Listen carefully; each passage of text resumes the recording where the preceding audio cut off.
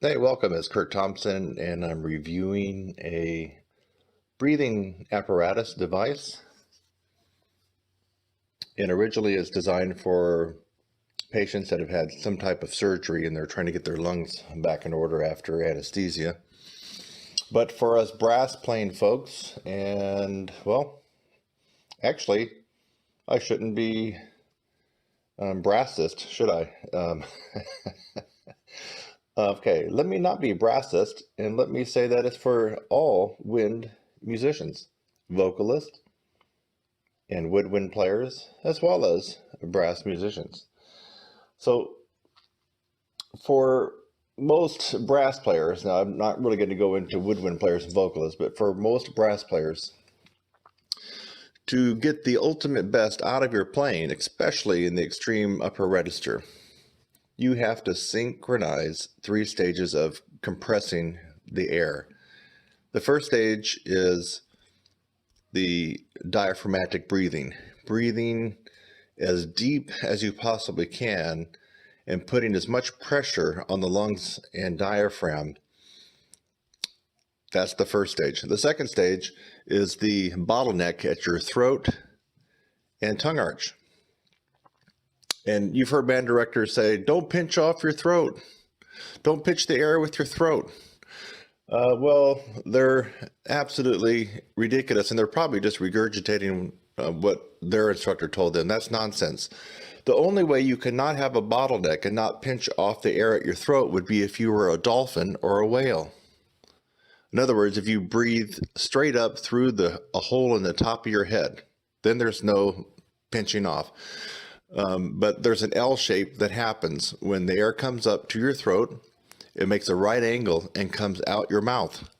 There's a bottleneck there, regardless of what your band director may say. There's a bottleneck there. There's going to be a resistance. That bottleneck combined with your tongue and tongue arch creates the second stage of compressing. And then the final third phase of compressing the air would be at your aperture. You know, if you have a big aperture loose, flapping your lips, or, you know, maybe, let's just say on a reed instrument, maybe you're using a Rico #1 reed, and it's just soft, and you're able to have a lot of air go in at one time. Well, you're not going to be compressing the air as efficiently. So these are the 3 stages. And what these devices, I have several tutorials coming your way. What these devices actually work on is the first stage of compressing the air. For those of you who like analogies, the first stage of compressing the air is just like the principle of the jet engine. You know, the jet engine and the propeller plane are 2 different animals, right? You get a lot more power from the jet engine. The jet engine, you can think of scientifically blowing up a balloon and let it as much as you can before it pops, and then letting it go. And you'll remember you can see it kind of flutter around and go in circles around the room. That's the principle of jet propulsion, and that's actually what our first stage of compression is. Think of our lungs as a balloon. We're inhaling to the max, and maybe even beyond that, creating this ultimate pressure that on its own, the energy wants to come out through our mouth. It wants to expel, you know, through our mouth. That energy is what is 1/3 required to get the best tone, the best endurance, the best sound, the best control, and the best range. So it makes sense if you're a vocalist, if you're a sax player, I would say even more so if you're a flute player, really. It would really make sense to work on this stage of compressing the air. So I have several tutorials coming your way. And this, I might just leave this introduction for all 3 tutorials. So if you've seen one tutorial, you might have heard this introduction, but don't worry, I'll be going into the particular details of the new device. So anyway, I'm Kurt Thompson. You're going to see me do some demonstrations as well. So it won't just be a speaking video with some pictures. You're going to see me demonstrate these devices. And right now I have 3 devices in mind. So you might see a series of 3 videos on diaphragmatic breathing, inspiration, and improving your respiratory system, and the first stage of compression for any brass player, vocalist, or woodwind player.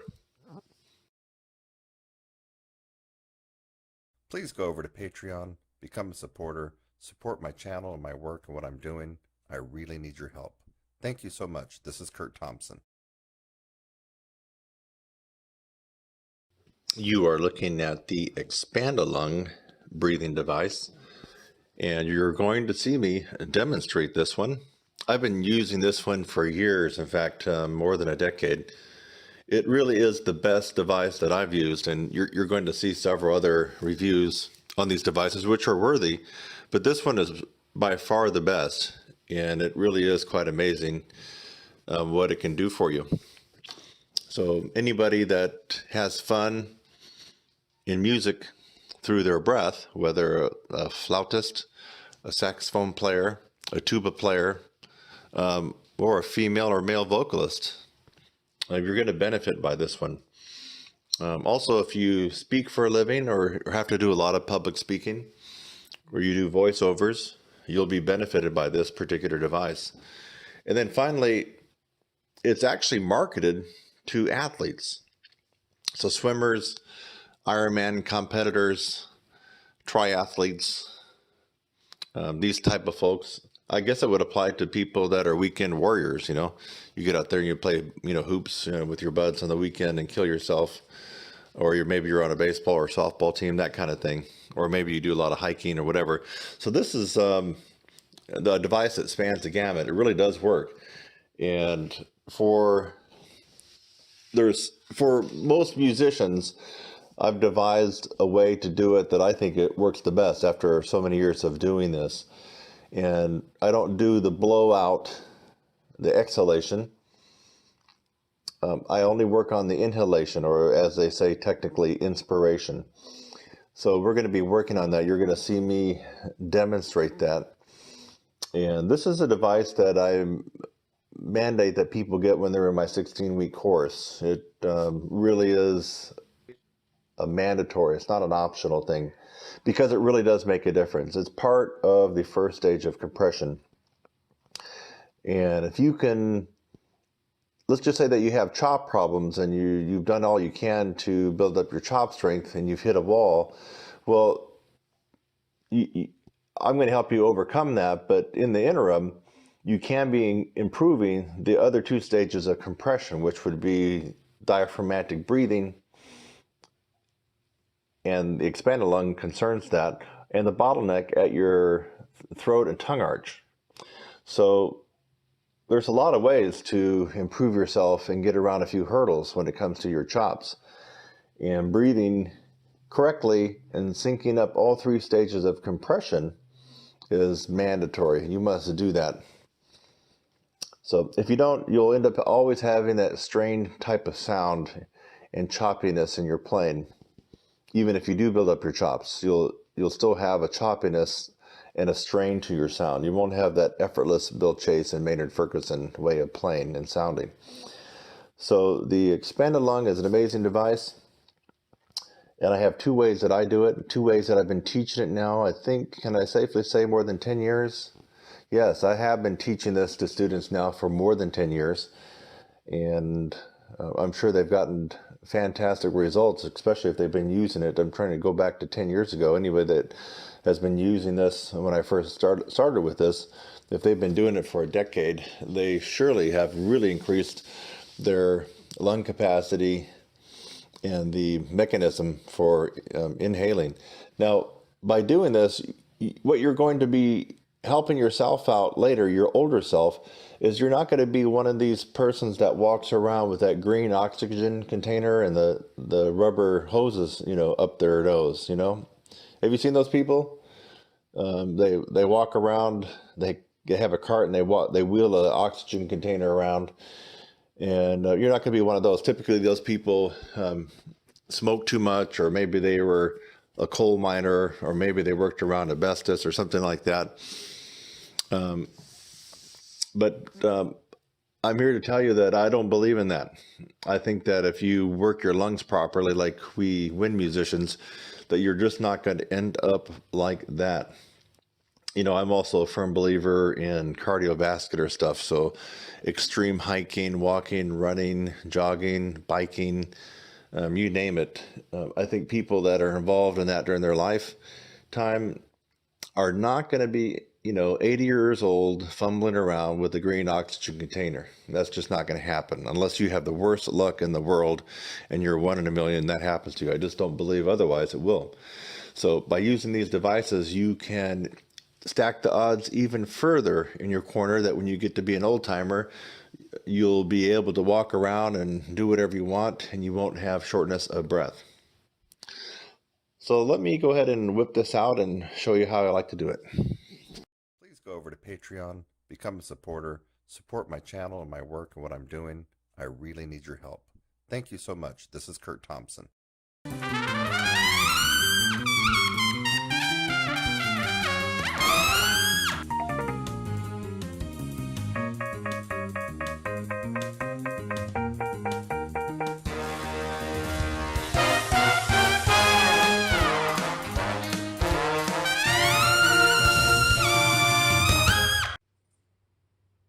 The expanded lung. Okay, now you're going to be able to watch me do some demonstrations with it. Kind of looks like a fighter's mouthpiece, right? Or a football player's mouth guard. I mean, minus this part. If you took this part off, it would look just like a mouth guard. Okay, this is the one that I've been using for, wow, pretty much coming on a decade. I think personally I've been using it longer than that, but I've been teaching this now for a decade, since 2009. And anybody that got with me 10 years ago, I'm sure that no matter what they've done with their music, they've really increased their health when it comes to breathing. And that's, basically, folks, if you think about it, when you die, you take a last breath and your heart beats for the last time. Those are the two big reasons that you die.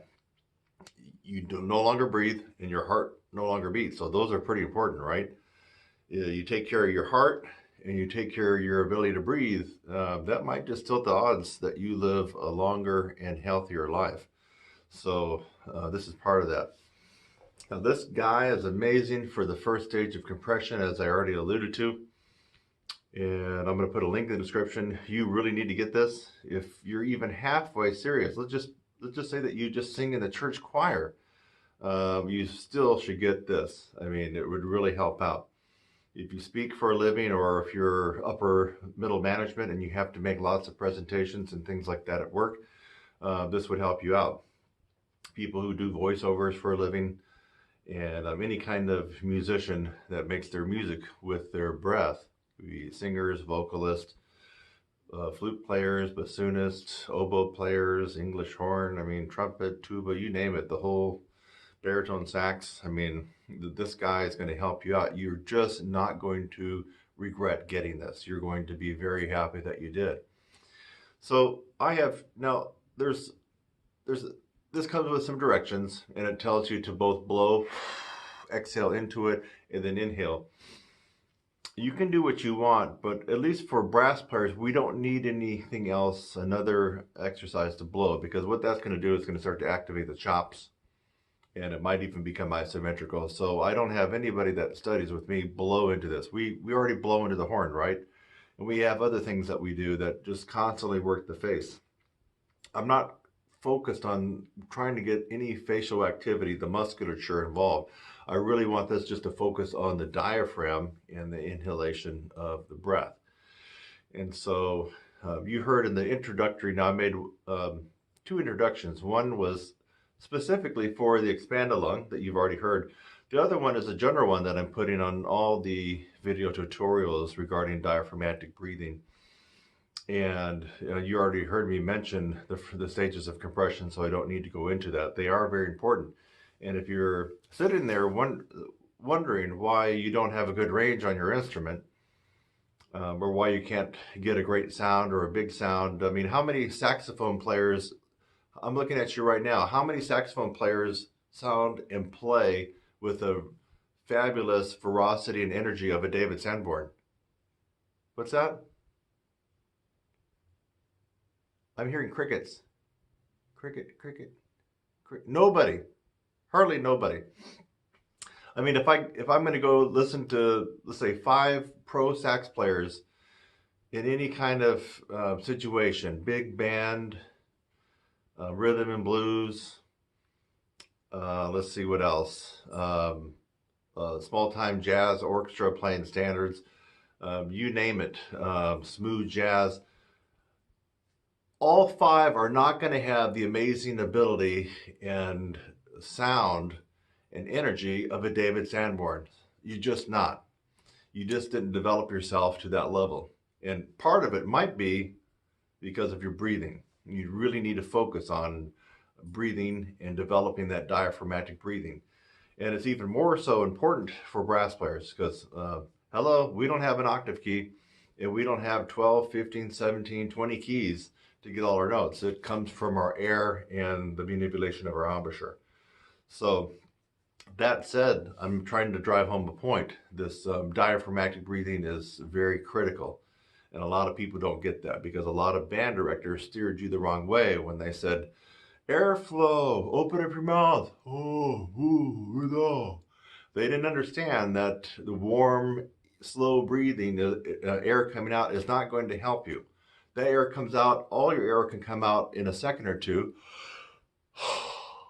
That wasn't even a second. There, all my air just came out. What's that going to help me do on the instrument? It's not going to help me do anything. You have to learn how to compress that air. And that's what your band director forgot to tell you, maybe because they didn't know themselves.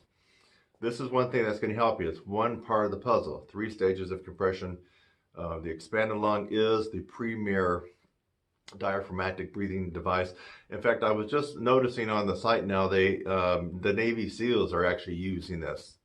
So before, when I first started teaching this, it was Ironman competitors and triathletes and long distance swimmers and runners and cyclists and stuff like that. But now this is, I guess the reputation of this has gone so far around the globe and everywhere that it's come back to the Navy SEALs and they've tried it and they actually have their Navy SEALs candidates use this to improve their conditioning.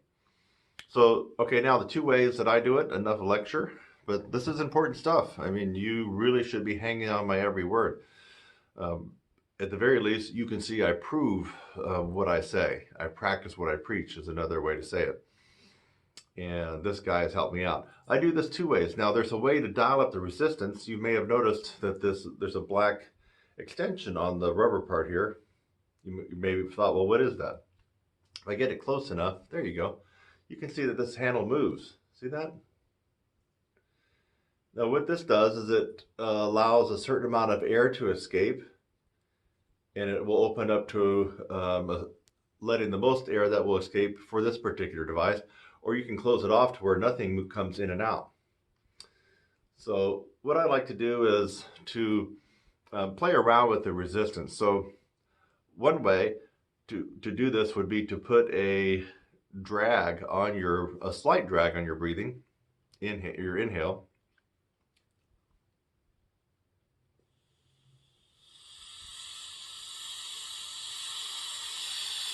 So that's all the way open, no resistance. And one technique would be just to exhale all your air and just breathe all your air and just breathe in.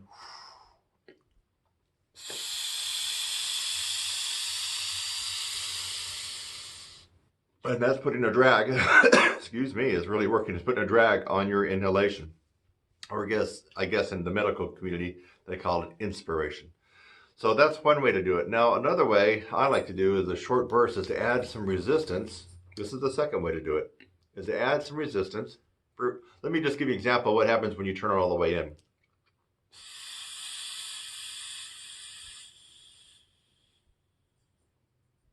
Can't breathe anything there. So what I like to do is dial it in and take several short bursts of inhalations where you really can't get that much air. It's placing a tremendous load on the diaphragm to pull the air down and create that low pressure system in your body where the air rushes in. There's a vacuum being created there. And this puts a drag on your diaphragm. It must compensate and get stronger. So here we go. Let me open it back up. Okay, so let me close it up a little bit and do the second way I like to do.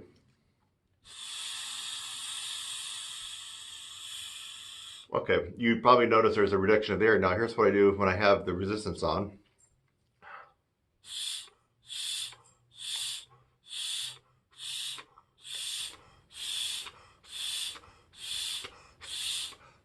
I'm being as dramatic and as energetic as I can and trying my best, like my life depended on it, to get as much air I can in that short little burst.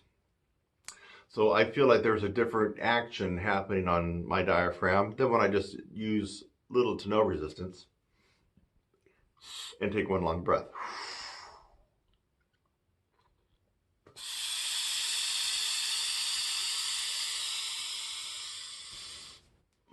Both are good. I am convinced, and I will guarantee you that if you get this and start working on it, it won't take more than a week for you before you start to go, wait a minute, this thing really works. You will notice the benefit, whether your tone is more centered, whether your tone sounds better and richer and more vibrant, whether you're able to sustain longer passages, whether you have better endurance, and whether you're able to make your voice boom if you're a speaker and you have to speak to a large auditorium and you want your voice to carry out. This will actually do the job. I'm Kurt Thompson. There's a link in the description. I would highly recommend you get this and maybe pick up a couple for people you know that are involved in music and or speaking. Or if you have someone that's a crazy nut that likes to do those Ironman competitions, pick up one of these for them. Kurt Thompson here. I hope you enjoyed this very informative tutorial. It is going to be quite influential in what you do in regards to music. Go ahead and like this. Look for that little red triangle, rectangle down there that says subscribe. Go ahead and hit the subscribe button so you can see the more videos related to this and diaphragmatic breathing coming your way. And if you feel so inclined, make a comment down below and maybe even a suggestion for another video if you like. And I'll see you in the next one. Bye-bye.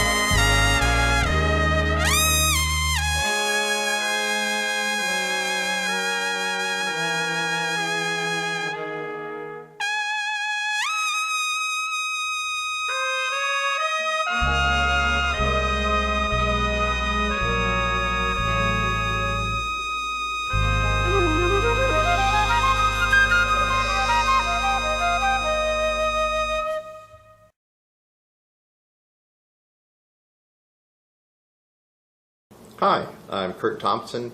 Welcome to the first day of the 4-month brass upper register program. And this video series is going to go just about as close and follow the same track we would if we were just live, you and I, over the phone or via Skype. So that's one of the values is that, well, first of all, you got to remember this is a momentum-based program. So you are starting out with 0 of my techniques, and in 4 months you will be able to do all 65 techniques in one day. That's quite a feat of strength. So there is that momentum aspect. I'm going to ask you to try to do your best to keep this momentum going, even though we're not interacting live. The the momentum aspect is actually like one of the secret ingredients in my course, if you want to really call it that. It's just the ability just to kind of sneak a little bit more techniques and build more strength a little bit by little bit, almost like boiling a frog in warm water, right? They don't know that they're cooked until it's too late. Same thing with you. You won't really realize all the strength that's happening until you take a look back, and like especially at the halfway point where you can do 30 of these techniques in one day and feel great and you're stronger. It'll dawn on you at some point. So that's how this works. We trickle out between 3 techniques and sometimes all the way up to 8 or 9 techniques in a weekly sitting. The format of the Brass Upper Register course goes like this if you are working with me live, and I want to make it pretty close when you're following this video tutorial. The first 4 lessons are all brand new techniques. The 5th lesson, there are no brand new techniques, and it's a time for review, a time to recap, a time to really go back and do a little dusting, a little polishing, a little shedding, make sure that you got the techniques down. Now, and then I'll just continue on with the format. So then lesson 6 through 9 would be all new techniques again. Lesson 10 would be a big review. We go back and recap. Lesson 11 would typically be live lesson face-to-face, where I'm going to be demonstrating some techniques over using Skype video. We don't have to worry about that here because I can demonstrate the techniques to your right through this media. Lessons 12 through 15 would again be all new techniques, and then the last lesson, the 16th week, would be kind of a recap and just a powwow and saying our goodbyes and all that kind of good stuff. So that said, you and I don't have the ability to do a review, obviously, through this media. So I'm making an option, and you really need to consider it, that you take advantage of some type of review with me live. So you will have gone through 4 of these lessons, and it would be good if I could hear you do them, answer any questions that you may have, and basically we can do the review by phone, because that's how I normally would do it anyway. If you're outside the US, we would just do it by Skype audio, but it's good for me to spot check things and make sure you're doing the techniques the way you're supposed to. And also I listen for things like any extra air in your tone, brittleness, tightness, stiffitis, loss of flexibility, and things like that that are kind of part and parcel of really working the upper register. You really have to be careful of that and keep that at bay. And there's some things built into the course that will do that. So anyway, this 4-month video course, this is the first video that you've likely gotten, and we're going to be doing exactly what I would do with you if you were speaking to me right now on the phone or over Skype. Now you can transpose that or adjust that depending on what instrument you play. So triple pedal concert B flat, so we're going way, way, way down. This would even be low for tuba players. I mean, it's getting down there pretty low. It's not really accurate for me to say it's a duplicate of Claude Gordon stuff, because it really is not. And I also put my own twist on it. So I just mentioned Claude Gordon because it does have the essence of Claude Gordon, but I'm not really plagiarizing or borrowing his stuff note for note. I kind of do my own thing with it. So this is one of the mega techniques of the course. Oh, by the way, this reminds me, the default for all techniques in this course is every day.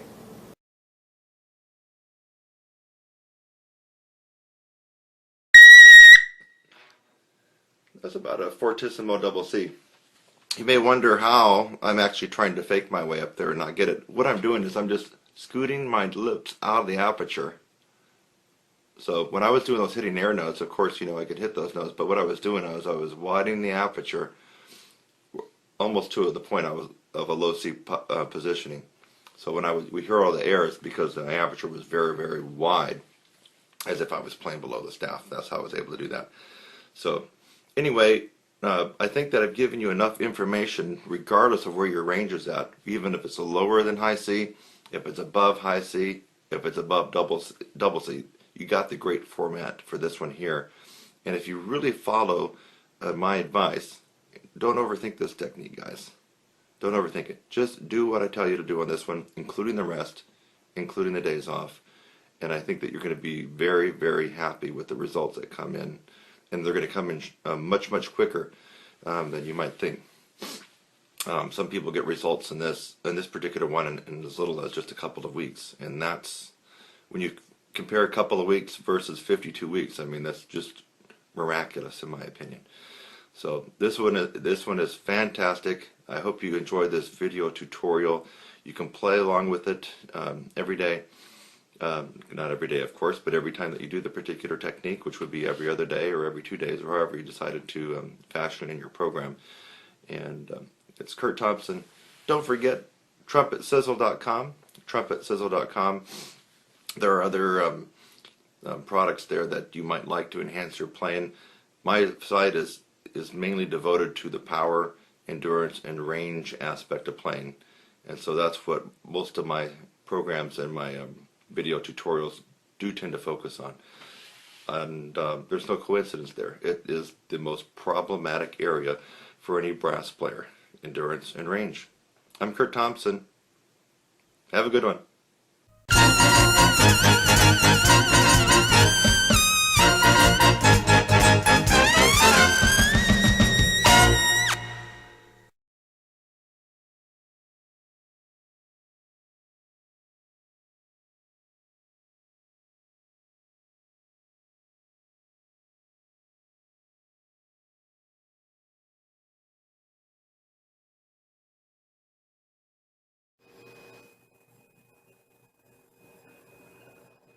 Okay, we're back with the second installment on compression breathing, the 3 stages of compression. Who can tell me right now what was the first stage of compression for a brass playing? Anybody remember? Did you watch the first installment, or are you just catching this one? If you didn't watch the first installment, I'll try to remember to put a link to the first installment, which is diaphragmatic breathing. So I'm not going to go through all that because I already did. So there might be a link down in the description, and you could probably click on that first and watch that and see how this all works. So diaphragmatic breathing, creating that pressure down in your lungs and your tummy and your diaphragm area.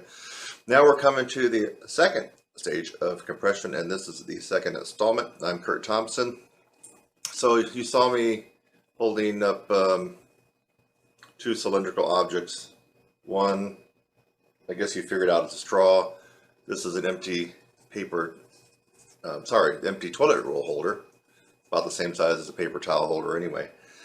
And so what does this have to do with today's lesson? I'm always coming up with some good ways to teach, aren't I? But it's important. Stuff like this helps people get it. So, second stage of compression is about, there is a bottleneck. Despite what any orchestral player tells you about open up your throat, open up your, the cavity in your mouth, open everything up, keep it open, don't pinch. There is a bottleneck that happens at the throat. If there wasn't a bottleneck, and if we had an opening here on the top of our head and went straight out, then that would be completely 100% free, open airflow, right? The nature of it coming out here and making like an upside down L and coming out this way automatically means it's not going to be 100% free air flowing. Just not going to be. There is going to be a bottleneck there at the throat regardless. And that's if you have your tongue dropped into an ah position. Ah, or low C positioning for trumpet folks, I'm just using trumpet for example, is a no compression tongue position. Ah. You're not going to get much compression from the second stage. You can still get it from the first stage. You can still get it from the third stage, which we haven't talked about yet. But as far as the second stage, you're only going to get a natural organic compression simply because of the bottleneck. The bottleneck of the throat. It's not, keep in mind, the air is not coming all the way out to the top of our head. If it came out here, complete unrestricted airflow. But anytime you take something, a hose or something like this, and you bend it, that automatically pinches things off to some degree, automatically puts a squeeze on it, automatically makes a bottleneck. So just the nature of our human body, up here and out here, we already have a natural bottleneck, and it happens right here at the tongue arch of the throat. A lot of people think their tongue is just here in your mouth. Your tongue actually goes all the way down here. It actually goes a lot further than you think. And so when you raise your tongue up into an E position, this starting here and creating that more of a bottleneck at your throat all the way to the roof of your mouth right behind your teeth.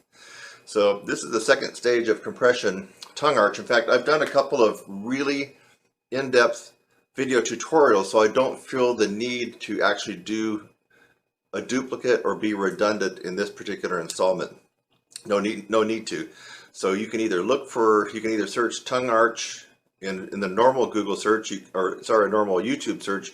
You can put tongue arch Kurt Thompson, or if you're on my channel and you're able to search my channel, then you can just put tongue arch, and you're going to come up with several videos where I really explain and get in real nitty-gritty, almost disgusting detail about the tongue arch. So tongue arch in the bottleneck here at the throat is the second stage of compression. It's where if you had a garden hose and you took a garden hose and you had a certain amount of water flow and you took it and you bent it, you know, you would hear that noise that it makes, but you would also know that the water is going to spray out faster. Or if you put your thumb over the end of a hose and covered almost all of it up, you know, it would get harder to do because the water is going to spray out like a jet. So anyway, to illustrate a point, for people who don't have the tongue arch down, don't have it mastered, or in my experience, it seems like a lot of people think they actually have it, but they don't. You end up using a no compression second stage technique, and it doesn't really work out too well with the other stages. So no compression would be like this. I'm going to take some paper, just a little bit. Let me get a little spit wad. Okay, just a little bit. I'm going to wad it up. Of course, it's a spitball, so I got to put it in my mouth. I'm going to put it here in the paper towel holder, right kind of at the beginning. I'm going to take a big breath and blow.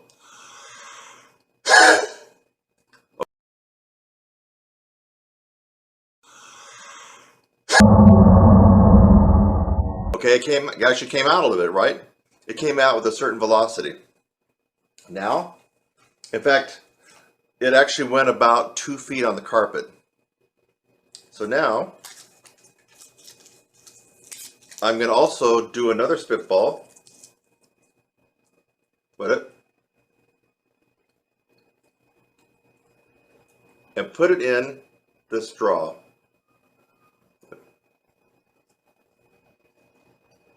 Now, folks, what do you think is going to happen here? You saw it's in the straw. What do you think is going to happen with this when I blow it? I'm going to blow as much air as I can, but it will be quite a lot less air than I was blowing through this guy.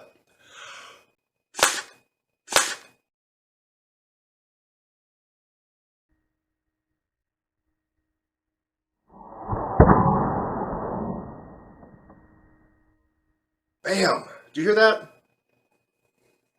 That thing hit my stand and bounced back within a half a second. Here it is on the floor. I mean, let me do that again. I mean, it was like almost like a bullet. Watch. I'll do it right at the camera.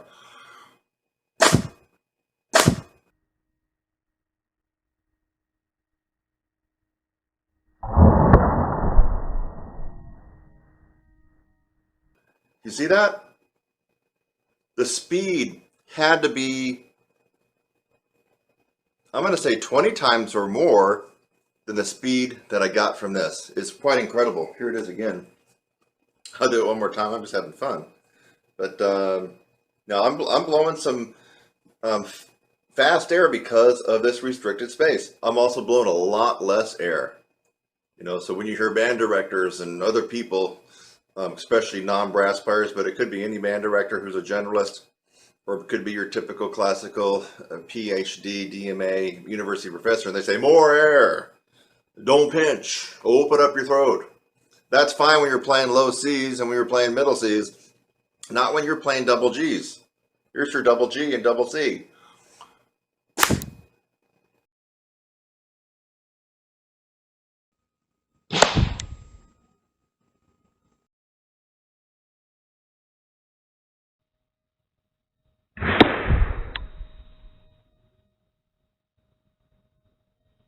I bet it went so fast you couldn't see it. It hit the camera, and you might can slow this down. It hit the camera and then came back. I mean, it's just amazingly fast. Now, what does it have to do with brass playing? This is where most people screw up the second stage. They keep their jaw dropped down low. Like you got an egg in your mouth. You're playing like that. I've seen people play like that and they pooch out their lips. You really think you're going to vibrate these lips fast after you make them thick and pouting? No, ma'am, you are not. This is the uncompressed zone of stage 2. The lower jaw is dropped down low, tongue is flat. This is exactly what your band director, exactly what your university professor is wanting you to do when they say, don't pinch off the air, don't pinch off your throat. Keep an open sound, keep the air moving, airflow, all this kind of stuff, right? That is actually what they want you to do, and they are actually correct when you are playing in the staff and below. What most of these people fail to delineate for you, because they can't really do it themselves, is when you get into upper register. Upper register, let's remind you what that is. Anybody know? Oh, no, that's not it. You know, a high G right above the staff is not upper register. That's upper middle register. Double C? Nope, that's actually extreme upper register. Upper register is high C, high D, high E, high F, double G. That's the tessitura of the upper register for a trumpet, and you can transpose that to your particular brass instrument. So these people that have all the advanced degrees and are connected and able to get into the universities, and you've heard them play, right? Well, anyway, these people are regurgitating what their DMA told them when they were getting their degrees. It's just a regurgitation of generation after generation after generation. What they're saying works fine when you're playing below the staff. So if you got a concert tomorrow and you're playing Come to Jesus in whole notes, and your highest note is the second line G in the staff, yes, they are correct. Don't pinch off your throat. Open position, no compression. If you're playing in the 1 o'clock lab band at North Texas State University, or UNT as they call it now, and you're starting off on started off on Birdland. What the first 3 notes would be high B, high D, double G, right? I'm swearing, ladies, if you try to keep your throat open, your jaw drop down low, your tongue drop down low, you are going to crash and burn. And if you have the chops to actually get those notes, it's going to suck horribly. It's going to be bad. You might not even make it through the end of that tune because you're going to be burning up your chops. This is really important. It's really probably, if not the most important stage of compression, it's right up there. Because even if you had one lung and couldn't perfectly execute the first stage of compression, but you had this, you're still going to be doing okay. So anyway, you saw for yourself, you witnessed it. A wide open cylindrical, which is keeping your throat open. Hey, don't pinch off the air. Jimmy, use more air. More air, bigger sound, Jimmy. Well, if that professor is talking to Jimmy, who happens to be playing high A's up to high C's, he doesn't know what he's talking about. It's less air, Jimmy, and more faster compression, Jimmy, when you're playing up to around high C and higher. That would be the correct thing to tell that student or that particular player. So you just watched the second stage of compressed air compression, as it relates to brass instruments. And you saw it in action, folks. Saw it in action. This is when you're using the tongue arch. And this is when you got the low C, no compression position. You can think of this as like when you're fogging up a mirror or a glass in your car. You know how kids do. That's low C. That's no compression. That's your throat and mouth all the way as open as it can be. The most quantity of air comes out. It's warm air and it's slow moving air. Great for lower register work and maybe middle register work, but definitely not when you start to climb out of the staff and get into the upper register. I'm Kurt Thompson, and as I always like to say, my story, and I'm sticking to it. Hi, I'm Kurt Thompson and welcome to my channel. That's youtube.com/your brass instructor. Thanks for just watching the video that you did. Maybe it's the first one that you've watched, or maybe you've watched tons of my videos. In fact, as of June 2016, as a brass player and trumpet player, I have the most tutorials free on the planet. I have over 600 videos on my YouTube channel currently, all free. So again, thanks again for watching this video. I hope that you got something out of it. Sometimes I make a video just to make you laugh. A lot of times I make a video to educate you on something and maybe even help solve a problem. So I hope something like that occurred for you in this video. And while you're at it, again, subscribe, click on my website link, and go on to the next video. It's lovely out here. Have a great day.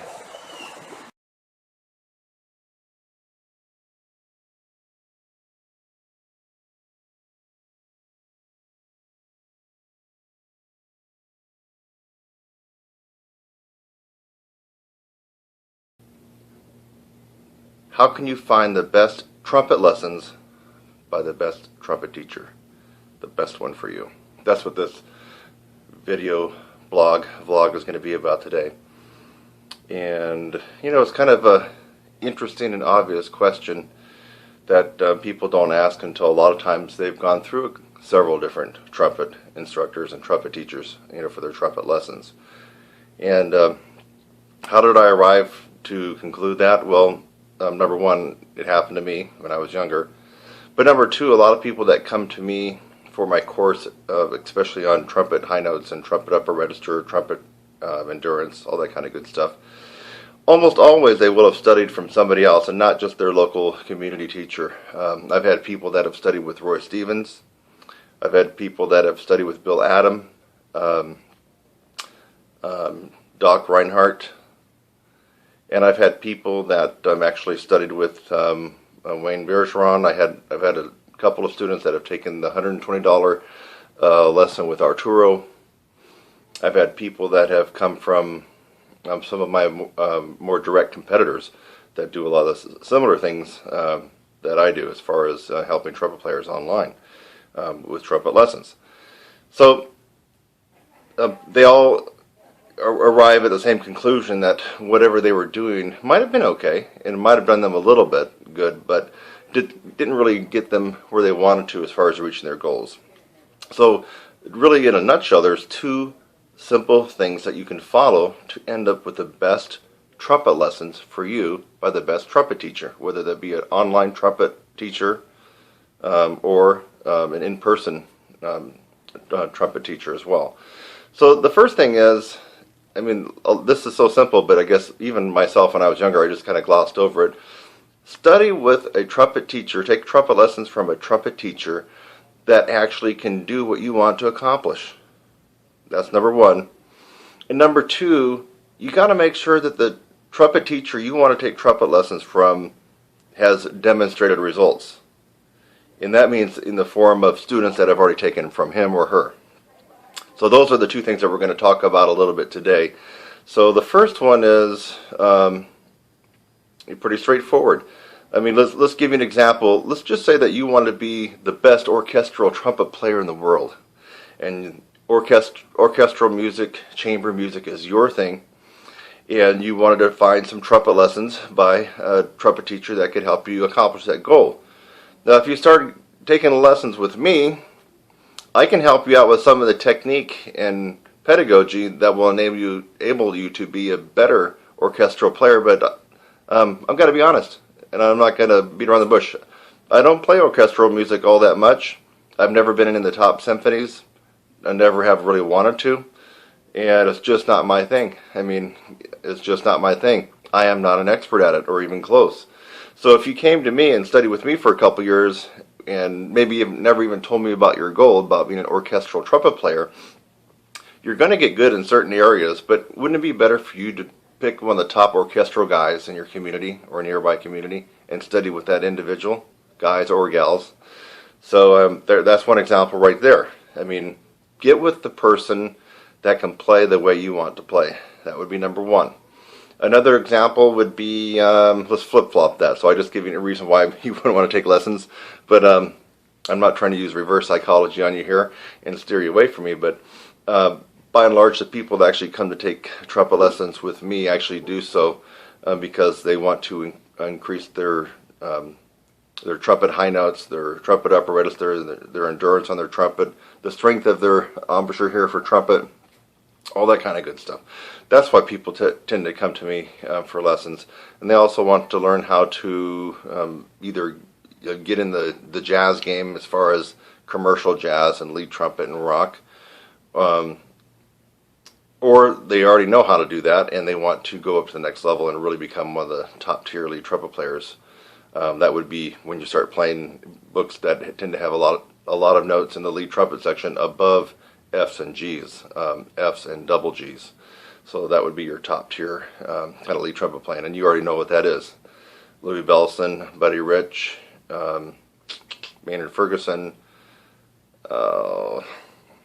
big fat band stuff. So that, and then there's other lesser known charts in composers and bands, but still have stuff above the F and double G. I mean, that stuff is raunchy and difficult to play. Raunchy in a good way. I mean, it's tough. It's tough stuff, especially when you got to play more than one chart. So if you're taking from the world's greatest second book player, jazz improv, he doesn't really, or she doesn't really do much more than that. That's how they make it. Maybe they live in New York, and maybe all they do is just jazz combo, jazz this, jazz at Sunday brunches, all that stuff. And that's all they do. And you were taking lessons from him or her, and just because of the reputation and that they're a good player as a trumpet player, maybe they even have a good reputation as a trumpet lesson teacher. But you never really told them about your goals, and you might spin your wheels with them, for a year before you figured out they're not going to help me become the best lead trumpet player in the world. And the reason is obvious. They don't do lead trumpet that much. They might do it on a gig here or there, but basically they're a jazzer. They're a second book player, or small combo jazz trumpet. So you want to get with someone who specializes, and that brings up kind of the last point of this. There are people that are all-arounders when it comes to trumpet lessons and trumpet teachers. They can pretty much do decent at a lot of the aspects of trumpet. And what I mean by that is you'll get a guy who could sit in on the second book and sound pretty decent. He could also get up there and play some lead. And if we're talking about, when I say he, I really mean he or she. I'm just using he for simplicity. We can pick the she and say that she could go sit in a jazz combo somewhere. Or she could go in the orchestra and play there. So that's kind of an all-arounder. Maybe they're doing sessions and things like that. But for you, if you really want to accomplish a certain goal, it would be better to really focus on what that goal is and get with someone who specializes and someone who is the best in that particular technique on the trumpet. I'm trying to remember, but I think it was Chet Baker. I'm trying to remember where this came up. It might have been that big 2-hour kind of biography on his life. But he made a remark about how to be successful in life is to find something that you're good at and make sure that you're better at it than everybody else. And then everything else will take care of itself. And I thought that was pretty unique. I thought that was, well, maybe it's not unique, but I thought it was practical and relevant because really you do want to get good at something and be the best at it, right? So it makes sense if you actually want to learn a specific technique on trumpet. You got to take trumpet lessons with a trumpet teacher who is actually an expert in that particular area. So that's kind of last point. So you don't want an all-arounder. All-arounder is good for when you're in 5th grade and junior high and high school, whatever. But I mean, at some point, you'll go into a direction that you really love. Classical, Baroque kind of music, chamber music. Or it could be you just love listening to Miles and Chet and Coltrane and all those guys. And you just want to be a jazz trumpet player. So you got to find someone that specializes in that and not an all-arounder. Okay, so we're talking about right now, just to recap, how can you find the best trumpet lessons by the best trumpet teacher out there, whether it be online or in person. And we discussed one of the main points is make sure that that particular trumpet teacher can demonstrate the proficiency and expertise in what you actually want to accomplish. So that's very, very important. Now, number two, just because someone can play and is an awesome trumpet player doesn't necessarily mean that they'll be able to teach you and that you'll be able to get the information that they already got inside your noggin and become that good. I'll give you a couple of interesting two cases. And it's very interesting because they're both probably the two best trumpet players that walked the face of this earth. Maynard Ferguson, trumpet player Maynard Ferguson, and trumpet player Maurice Andre. Now, it's interesting and almost a little bit spooky that both had sons that I guess originally started out playing trumpet. I think Maynard's son Bentley actually switched to bass. But anyway, this is all legend. You know, I didn't sit down with Maynard and talk to him about it. But this is what I've heard, and based on it from several accounts, it seems to be pretty much factual. Maynard Ferguson couldn't teach his own son trumpet the way he plays. Listen to that. Maynard Ferguson couldn't show his own son how to play extremely, superbly well like he does on the trumpet with the power and the range and all the stuff that he does. Now, some people might argue, well, who wants to take trumpet lessons from their dad? You know, maybe they don't get along. Well, I mean, you can play devil advocate all you want with these two guys. The bottom line is, when you have a supernatural talent like Maynard Ferguson and Maurice Andre, a lot of it is talent. Yes, they did work in practice. But my friends, you're talking about two of the most talented trumpet players in the world, and there might be a lot of what they do that they don't even know how they do it themselves because they just have a natural talent. So that was Maynard Ferguson, couldn't teach his own son trumpet, had to send him away to be taught by somebody else. Maurice Andre, same thing. Had to send his son away to be taught by somebody else. So I hope that highlights and turns a light bulb that just because you're looking at someone and going, oh my God, they're such an awesome trumpet player, and the best in the world, I got to take lessons from that person. You might want to take a lesson just to say that you had a lesson with them, but here comes the point two of this discussion today. You can take lessons from them and expect to get great results as long as they have students that can demonstrate what they learned from them. So that's part two of this video. So part one was find a trumpet lesson teacher who is the expert at what you want to accomplish on trumpet. Right? We already discussed that. Number two would be to find a trumpet teacher who has demonstrated through his students or her students how well he or she teaches trumpet. And if you use this two-prong approach, you won't go wrong. But what you're going to do is you're going to become a little bit frustrated. For example, one of the most popular trumpet lesson teachers out there right now, and I'm not going to mention his name, but he does happen to live way down under from where we live here in the U.S. If you go to his site, it's got a ton of actually good information, good material. I don't doubt that he can actually teach, pretty decently. Also, he's a wonderful player. But if you notice on his site, he has a lot of accolades from famous trumpet players like Wayne Bergeron. I'm trying to think of some of the other ones. I think Bobby Shue, Wayne Bergeron, Arturo Sandoval. Now, whenever I see that, I'm always suspect of it because did Arturo take this guy's courses and go through it and make sure they're up to snuff and that students can learn? He sure as hell didn't. Did Wayne Bergeron do that? No. Did Bobby Shue go through his stuff and spend 2, 3, 4 weeks on it just to make sure? No, he didn't. What likely happened is that this particular individual knows these high caliber celebrity trumpet players, and it's called the Good Old Boys Club. They're friends. They know how each other plays. They know each other's personalities, and you got a little back slapping, right? A little elbow rubbing. And they might have just checked his stuff out briefly and said, yeah, we know this guy. He's a great trumpet player. Yeah, obviously this stuff looks good. We're going to say this stuff is great. And they're going to put their John Hancock on it. That doesn't mean that the stuff actually is going to help you reach your goals. You need to have something different. So when you're looking at trumpet lessons and trumpet teachers, especially online, well, I guess it doesn't even really matter, in person, you want to make sure there are students that have taken lessons from this particular individual and can demonstrate what they learned, what they achieved.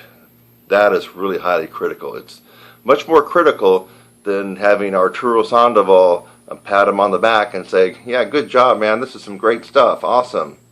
Yeah, I mean, good old boys club, right? They know each other. You know, Arturo didn't take his course, come on, let's be real. So that is critical. So how do you do that?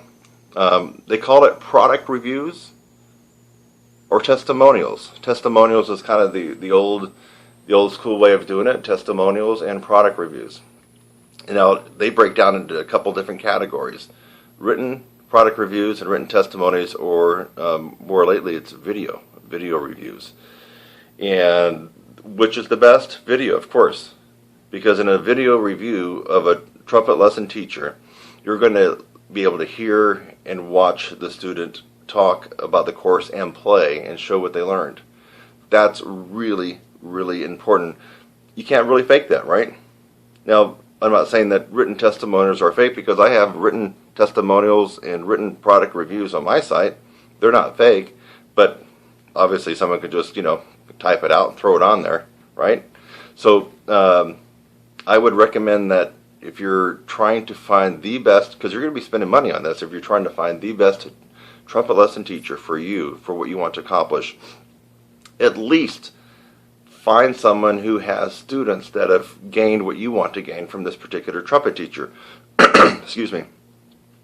And that would be in the best way of product review or video reviews and written testimonials.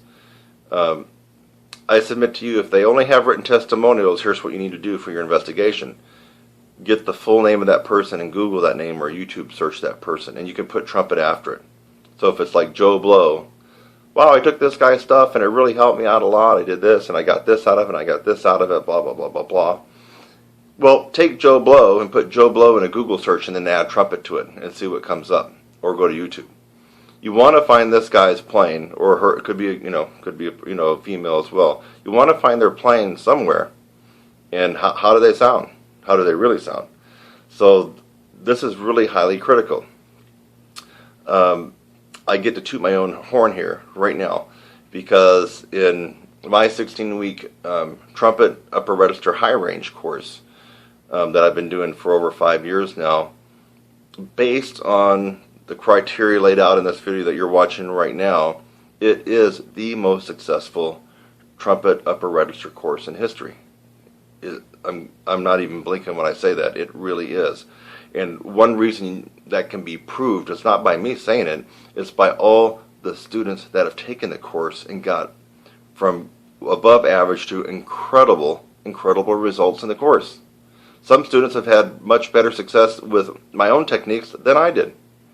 What I mean by that is, in 4 months that the course takes to accomplish, there's never been a span in my life where I went by and worked hard for 4 months and gained an octave in range. Never happened to me. Zero, I'll be honest, zero. Never happened. But I've had people come in to this course raw and fresh and green, and after 4 months, I got a couple of standout trumpet players that have gotten an octave in range, believe it or not. And my latest superstar is a student that gained 9 notes, so an octave and 1 note. That's incredible, folks, if you think about it. I mean, I don't know how they do it. I mean, I would love to be able to do that. So I'm tooting my own horn here, but guess what? If you check out some of the links below in the description of this video, you'll see that, yeah, I'm just making you aware of the course, and that it is the best and most proven course in the world right now for increasing your trumpet range and your trumpet high notes and endurance. But I'm saying that I'm the teacher of the course and the originator of the course, but when you click on some of the links, you're going to see player after player after player talk about, demonstrate it. It's just pretty phenomenally amazing. It really is. And I'm talking close to 50 different trumpet players, and also other brass from different levels. Some of these guys are professionals. Some of these guys are doctors, or attorneys, accountants, and some of them are freshmen in high school. So it's just pretty amazing. So I just had to put in my own little plug there. And when you research me, for example, I actually can demonstrate and play this thing as far as being proficient in the upper register and the extreme upper register. And you can watch me do it. I've done it in front of, large audiences. I've done it in the studio. And then I make these interesting little YouTube clips, and I'll play some trumpet high notes on them or whatever. So basically, I can demonstrate it, and then, but how do you know if I can teach it? Maybe I'm just a hot dog trumpet screamer that likes playing high notes. How do you know if I can actually, impart that wisdom? It's because of the students that have gone through my course, that have taken the course and become extremely successful at expanding their upper register and their trumpet high range. So I hope this trumpet lesson tutorial hit home some obvious, logical, but most oftentimes elusive points that, and I'm recapping right now, so if you've been writing this down, you can shake your hand out a little bit, and then, okay, get ready, here we go. So finish writing down here some notes. Got to find the trumpet lesson teacher that actually can play the way you want to play. That's number one. Number two, you want to verify and ascertain that this particular trumpet lesson teacher has success at teaching. So not only can they play that well, but they can impart that wisdom and education and pedagogy to the trumpet student via their trumpet lessons. And if you follow this advice, whether it's you like my program, I'm not assuming that you're wanting to increase your trumpet upper register. You might be wanting to become the best jazz trumpet player in the world, and you really want to become the next Chet Baker or Miles Davis. So I'm not assuming that you're wanting to, become the next Maynard Ferguson or something like that. But whether it's me or whether it's something else, you want to use this two-prong approach. And I will promise you, if you follow the advice that I'm giving here, you will come up and start taking lessons, trumpet lessons, with the best trumpet teacher in the world that you can find. And what's so cool about online is you can find the best trumpet lesson teacher in the world for you. And think about it, folks. You're going to be spending time practicing, and you're going to be investing money in this teacher and the trumpet lessons. And you want to get the biggest bang for your buck, right? It's obvious. So it was good to talk with you in this video blog, the vlog, about how can you find the best trumpet lessons by the best trumpet teacher. And I hope it all made sense to you. I think the time that you invested here, just sitting and listening to me talk about this, is just going to pay huge dividends back in your playing, the efficiency, saving you time, money, and being with the right person, whether it be a he or a she. There are plenty of women out there that can teach and play just like men. So don't be closed-minded. Keep your mind open to anybody that can play the way that you want to play on the trumpet, and they could probably teach trumpet lessons if verified by their students. So I'm Kurt Thompson. It is a pleasure giving you some advice on this. I got a couple more videos that are going to be coming after this one, so do look for that. If you have any questions, of course, you can email me at kurt@trumpetsizzle.com. My name is spelled K-U-R-T, and then at trumpetsizzle.com. But I usually throw some links right down in the description. So they should be there in the first couple of lines, and you can click on some different links. And anyway, I wish you all the best in tackling and mastering this guy.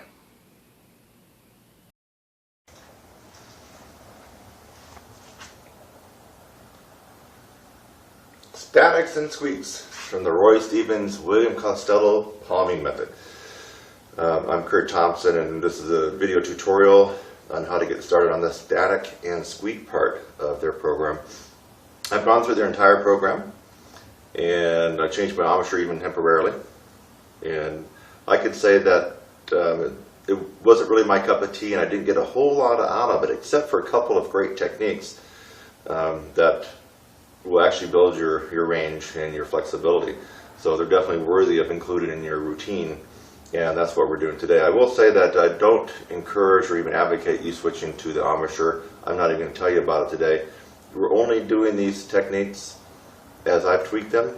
So I've cherry-picked these out of the Roy Stevens, William Costello palming method, and I've tweaked them a little bit my own way. So whatever you see here will probably be a little bit different than a Roy Stevens disciple would actually teach you. But I like how I do it, and I've liked the results that I've seen from students in my 4-month upper register course over the last 4.5 years. So this actually works the way I do it, so I encourage you just to follow this and not get distracted with other ways. So keep your normal embouchure setting. Keep that normal embouchure setting you're using. We're not going to be changing embouchure setting right now. We're using this as a tool to increase your range and your flexibility. These are the static and squeaks, the static and squeak technique that Roy Stevens and William Costello talked about. The name comes from squeaks, like you'd hear like any squeak, a door squeaking, a machinery squeaking. Static from like your air conditioner, central air or heating unit, kind of makes that whirring kind of staticky sound. That's where it comes from. Here we're not going for a full-bodied sound as in the harmonic arpeggio. So if you haven't got that, the harmonic arpeggio tutorial, you definitely want to get that. It's like the kissing cousin of this one. There, in that particular one, we're going for a full sound. Everything sounds normal when you're going up harmonically in open position. Here we're not going to do that. Here we're actually going for altitude over a normal sound. So we're going to really back off on the air that we blow through. We're still trying to compress and make the air go through the horn faster, but we are definitely backing off on the air. We're starting much, much softer. In fact, the tone usually doesn't sound that great on this one. It sounds a little bit shrill, it's much softer. We are trying to go for altitude, trying to go high.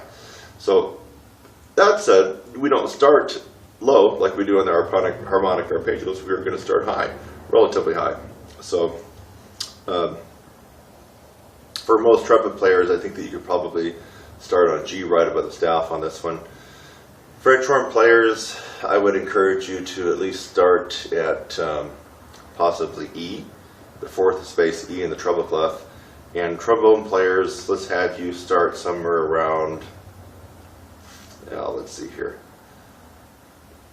It wouldn't be a bad idea to start somewhere around the B flat or D, right above the bass clef staff.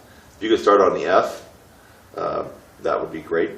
But you choose B flat or D. D would be actually better, right above the bass clef staff. So that's where you guys need to be starting. And then if you have more of an advanced development of your embouchure, you definitely want to start higher. So I'll pick a couple of starting points and show you how it works. So just starting on G, this is concert F G on the trumpet. Of course, if you haven't had the other tutorials, what we're going to be doing is laying the instrument in the palm of your hand, but the hand doesn't allow any kind of curvature, so you can't really curve and pull the tubing in. So for trumpets, it's the easiest. You just lay the horn over and bring it up to your chops. The only pressure that you are able to get would be the weight of the horn. Trombone players, it's very similar. If it's too heavy, you could also use 2 hands, trombone players, like that if necessary. French horn players, you definitely have to use 2 hands. You're just not going to be able to balance it that well. So I've had trombone players, trumpet players, and French horn players go through the 4-month brass upper register course and successfully been able to do this one. I don't yet have any data on euphonium or tuba players, and I'm just going to go out on a limb that definitely tuba players, I don't know if that's even a go. I don't think it would be possible. I don't know. We'll see. And euphonium players, I don't have any experience with that yet either. Maybe at some point. But so for right now, it's just I'm talking to you if you're a trombone player, French horn player, or trumpet player. So starting on G, just a G right over the staff, and we're not going for a big full sound.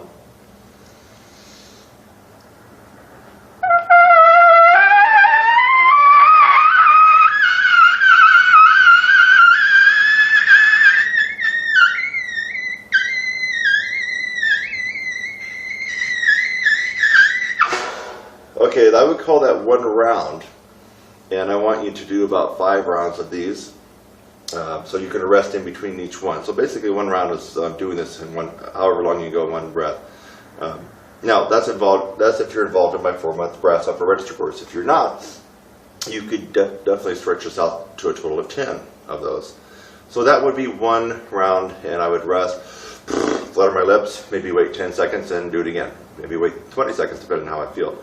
So now let's just pretend that you have a little higher range, and this time you're going to start on high C or high concert B flat. This would be if you're trumpet. For other instruments, you're going to have to transpose that.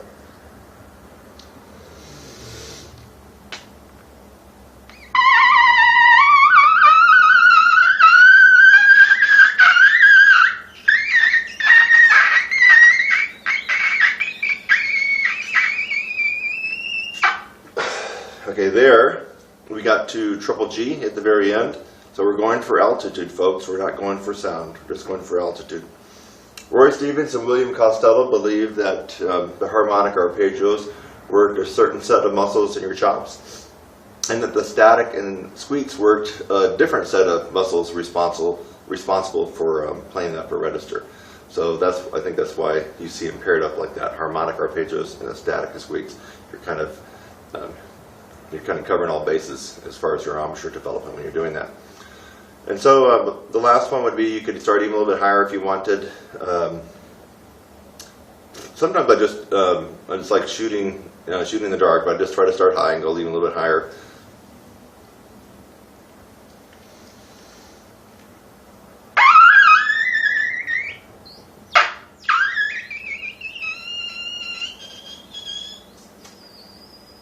There we go. I don't know if you heard that, but it was just a little touch of a triple C at the end. Came out about quadruple piano. And so I kind of mix and match. Sometimes I'll start off, I usually don't start off on G. I will start off on either high C, the second one that you heard me do, or the last one that you heard me do. So I kind of alternate back and forth. I only do 5 of these, 5 rounds. And the reason is because I go through all 65 techniques in my course just about every day. It's a lot of techniques. Takes a lot of time, and I just don't have time to invest a whole lot on any one particular technique. So anyway, that is the Roy Roman, William Costello static and squeaks. And for a quick review, remember we're going for altitude over sound. So you want to be soft. These are not going to be normal notes you would be playing anywhere in any kind of ensemble. So they don't really sound that good. They're very soft. They're very squeaky. They're not really in tune. We're not going for that. We're going for altitude only. We're trying to go as high as we can, soft. And remember, you got your horn. You're not curving your fingers. You're laying the horn right in the palm of your hand. Palm of your hand. And you're only using the weight of the horn only comes at an angle. And that's all the pressure you get, folks, just the weight of the horn. So trombone and French horn players who might have a slight advantage, obviously, because the weight of your horn is more, will give you maybe just a little bit extra ability on this particular technique.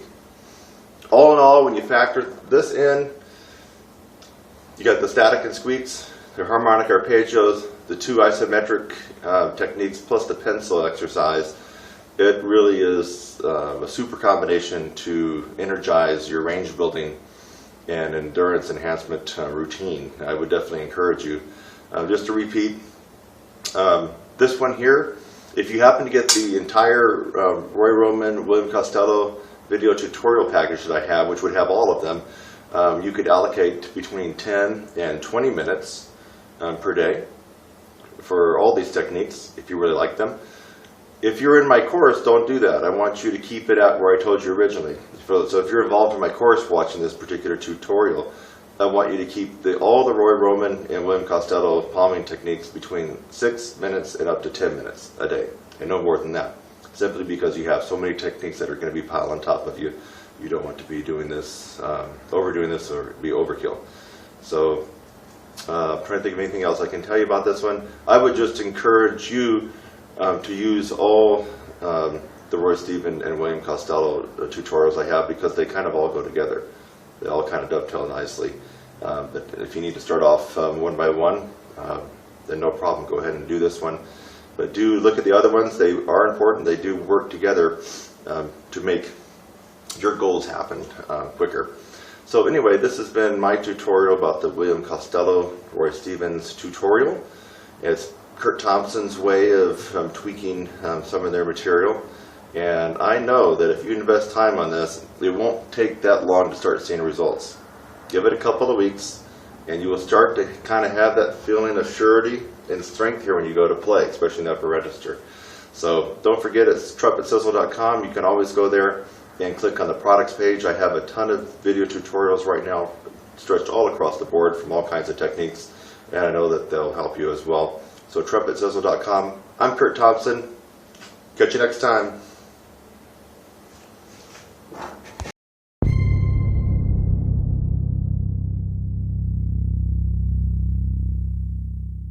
High school senior trumpet player plus horrible, weak high C's and D's, or even worse, range below high C, equals stupid.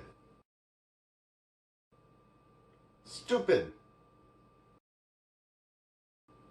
Stupid.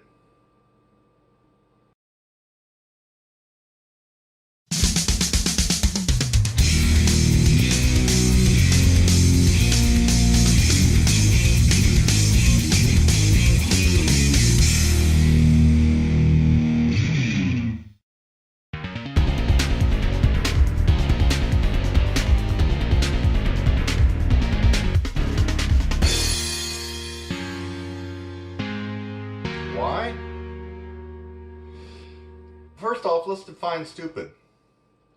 Stupid is when you do something and you already know there's a better choice, a safer choice, or a smarter choice, yet you choose to take the action that is the worst, or the dumbest, or ends up being stupid.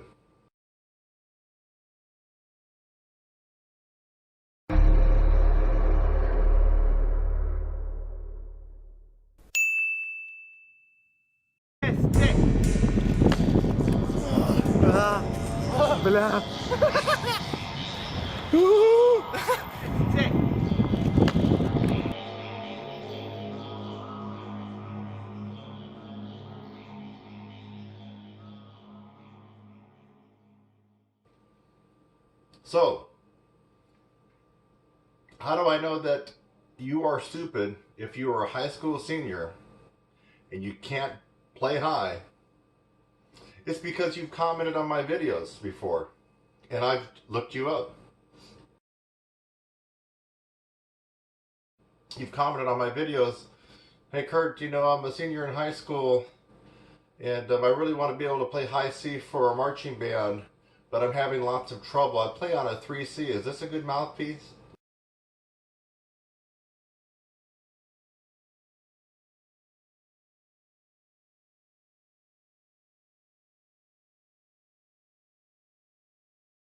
Mouthpiece for me? Or, yo, Mr. Thompson, I'm thinking about taking trumpet lessons from you, but I just want to ask you this one thing. Should I get the Wayne Bergeron Eric via Shira Yamaha trumpet? Would that help out my range? Kurt, my band director said playing high is all about air, but you say it's more than air. Can you please help me out, Kurt? In all these situations, I've given you advice. Now, when someone gives you advice and you choose not to take it and you end up suffering, that's stupid. And I'm going to show you some people that are doing other stupid things that are unrelated to trumpet, so I can drive home this point to you of stupidity.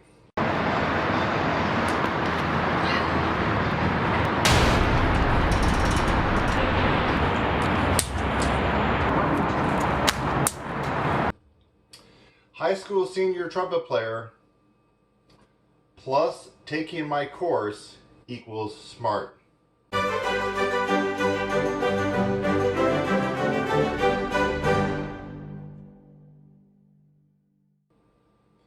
The course has proven itself. You take my course, you get better, you get stronger, you get better range.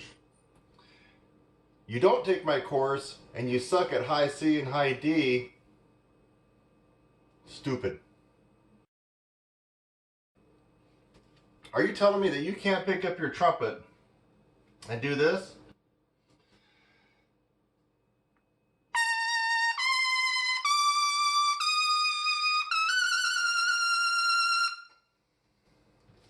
Wow. You can't do that? Stupid. If you already know the right choice, now if you haven't heard about my stuff, haven't heard about me, then that's not stupid.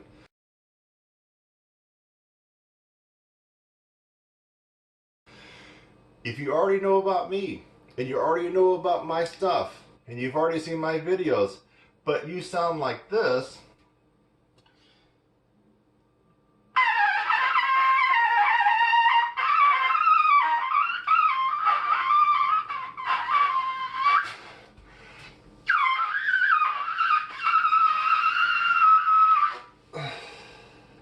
and you know you do, stupid.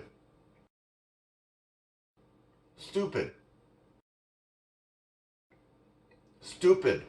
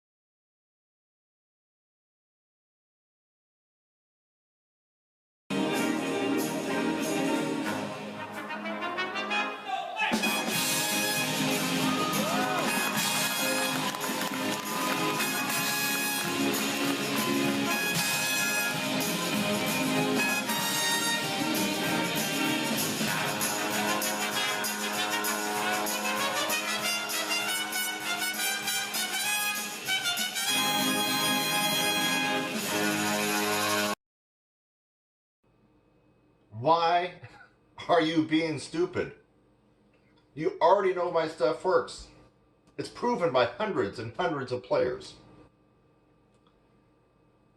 So you have a choice to make. And I'm going to put some really cool examples of people being stupid that is not related to playing trumpet.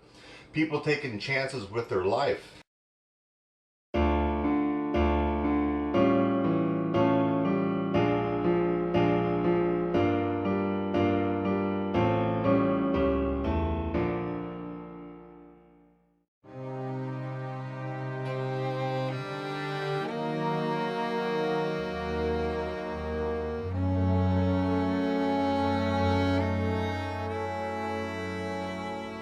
I've been watching all these people lately over the last couple of years die taking selfies. I mean, how freaking stupid is that?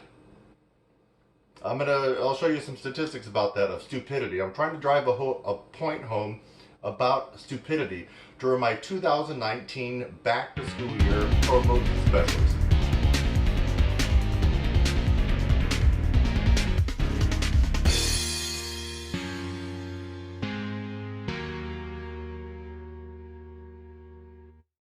Okay, now, let me give you a chance to be smart. I'm going to put a link down in the description of a couple of proven courses and proven exercises and devices. Proven. It's actually not even a matter of my opinion. Proven to help you become a better brass player. Could be trumpet, could be French horn, mellophone, trombone, euphonium, tuba, cornet.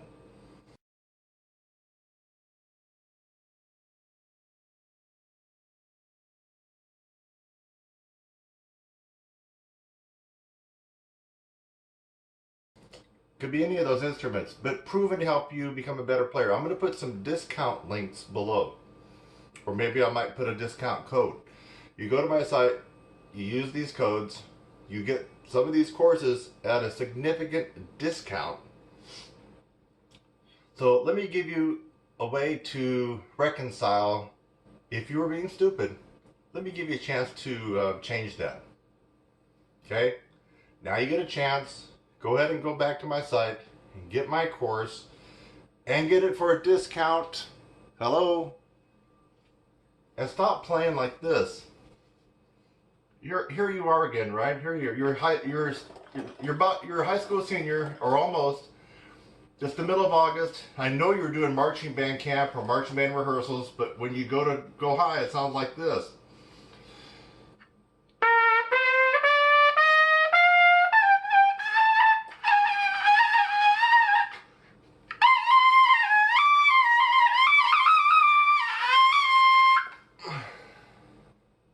Quit being stupid.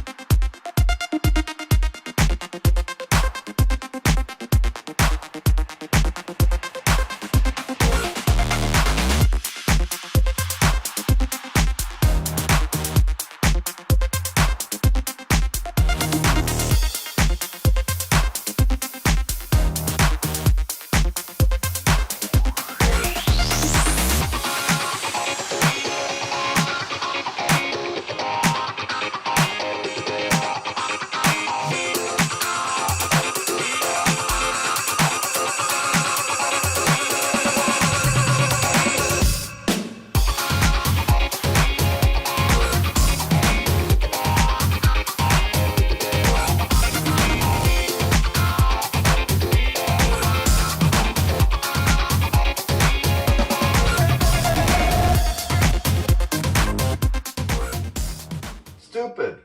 Stupid. Quit being stupid. Quit being stupid.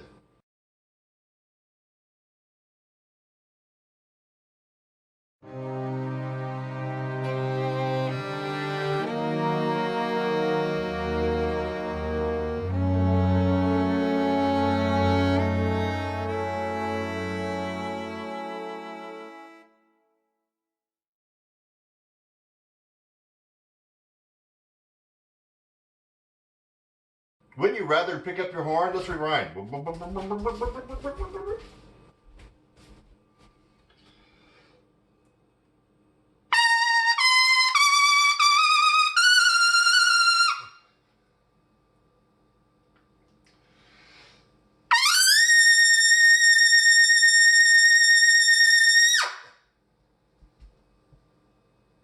Be smart. Be smart.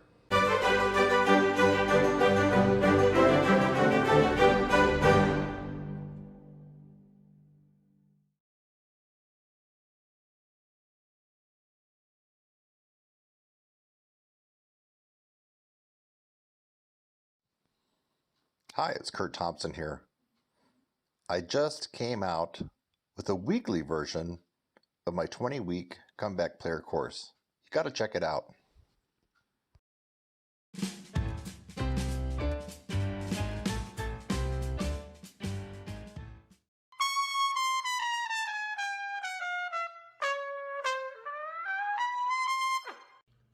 That I hadn't played for over 25 years. When I was playing in my early 20s, quite a bit, I did not know a lot of the things that Kurt has taught me. So there's upper register aspects of this that I am absolutely a school child learning how to do it. So I am definitely what I would call a work in progress. I'm getting there, but I'm not there yet. But I have really enjoyed it. Kurt is a terrific teacher, and I really encourage you to pony up and make the commitment to get better. Comeback players. These are people who've been off the horn typically for longer than 10 years, or you could be maybe 2 years. But the typical people that come in that are comeback players have been off the horn for 10 years. And if you look at some of my comeback player reviews, as much as 50 years. Can you imagine that? 50 years of not touching this guy. Hi, I'm Dr. Gerald Dowling. I just recently finished the upper register course with Kurt Thompson. I haven't played my horn in 50 years. Enjoy making music, I would highly recommend Kurt. If you are younger, at any level, whether you be in school, whether you're at the university, whether or not you're professional, or you, like me, just enjoy music, give Kurt a try. I think you'll be pleasantly surprised. Now, not all comeback players are retired, and not all comeback players are on a fixed income or just surviving on Social Security. But many of you are. Many of you watching this video right now have already seen my other comeback video promos, but threw your hands up in the air knowing that you're on a fixed income and you just didn't have the tuition to start the comeback player course, and the tuition starts at $400. Now there's a $24 weekly comeback player course. It's the same course divided into weeks. You just pay as you go.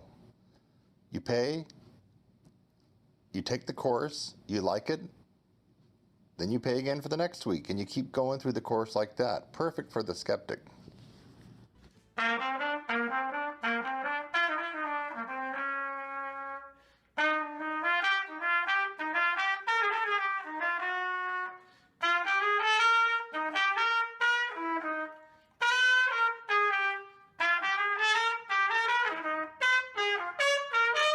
And if you're a trumpet player who'd like to get back in gear, you could do nothing better than taking Kurt's comeback player course. So I really recommend that you check it out and take lessons with Kurt. He's a terrific guy. He's a great teacher. He really cares about his students. And what more could you ask for in a teacher? So Dave Aronson signing off, and thanks again for everything, Kurt. And speaking of being skeptical, are you? Are you doubting that taking courses online or via digital video downloads and things like that could actually help you out? Well, if you are actually a skeptic, this is perfect. You only pay each week, my friend. You send in your $24, you take the weekly lesson, you like it, you get better, and you send in your $24 for the next week. And that's the way it goes. Anytime that you don't like it, anytime that you want to quit, anytime you don't think it's worth it, all you do is you just cancel your subscription. It's that easy. You invest your money and you like it and you get good results, or you cancel. Perfect for the skeptical musician.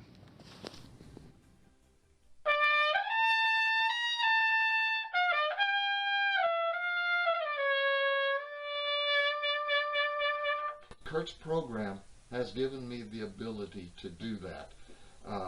He's helped me improve my playing, but even more importantly, he's helped me improve my enjoyment in playing, because I'm not focusing so hard on whether or not I can play a note. Now I'm looking more at how do I play that note. So again, do I highly recommend Kurt's upper register program? You bet I do. Thank you, Kurt, for what you've done for my playing ability and my playing enjoyment. And folks, I want to thank you a lot for watching. Now be well. I'm a comeback player, and I just completed Kurt Thompson's 16-week upper register and endurance course, and it was really great. But actually, I'm here today to talk to you a little bit about Kurt and his brand new course, the Ultra Comeback Player course. I think it would be perfect for any comeback player, regardless of their goal. In my case, I'd like to be playing back in a rock group, Latin group, or a jazz band, but a player who's just interested in playing for their own enjoyment, wants to make progress, or they want to join a community orchestra. I think it's the perfect structure to get you back into it in the right way.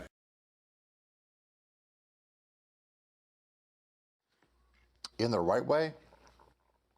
Hold on a second, Derek. Let me interrupt here just for a second. Yeah, that's actually the biggest problem for comeback players. Doing things in the right way. And that's why I developed this course. Are you studying with a local trumpet or brass instructor? Maybe you are. And is that person relatively young? Maybe just out of college, or maybe they are in college. Yeah. Okay. And are you probably playing, $30, $40 a week? Yeah, that's probably, so I bet I got all those right. Now you have to ask yourself a question. How much teaching experience does little Johnny, who's 23 years old, from your local university or community college, how much experience does he have teaching? Ask yourself that question. How much could he possibly have if he's 23 years old? 1 year? 2 years? The second question is, how many comeback players has he specialized in teaching during that 1 or 2 years?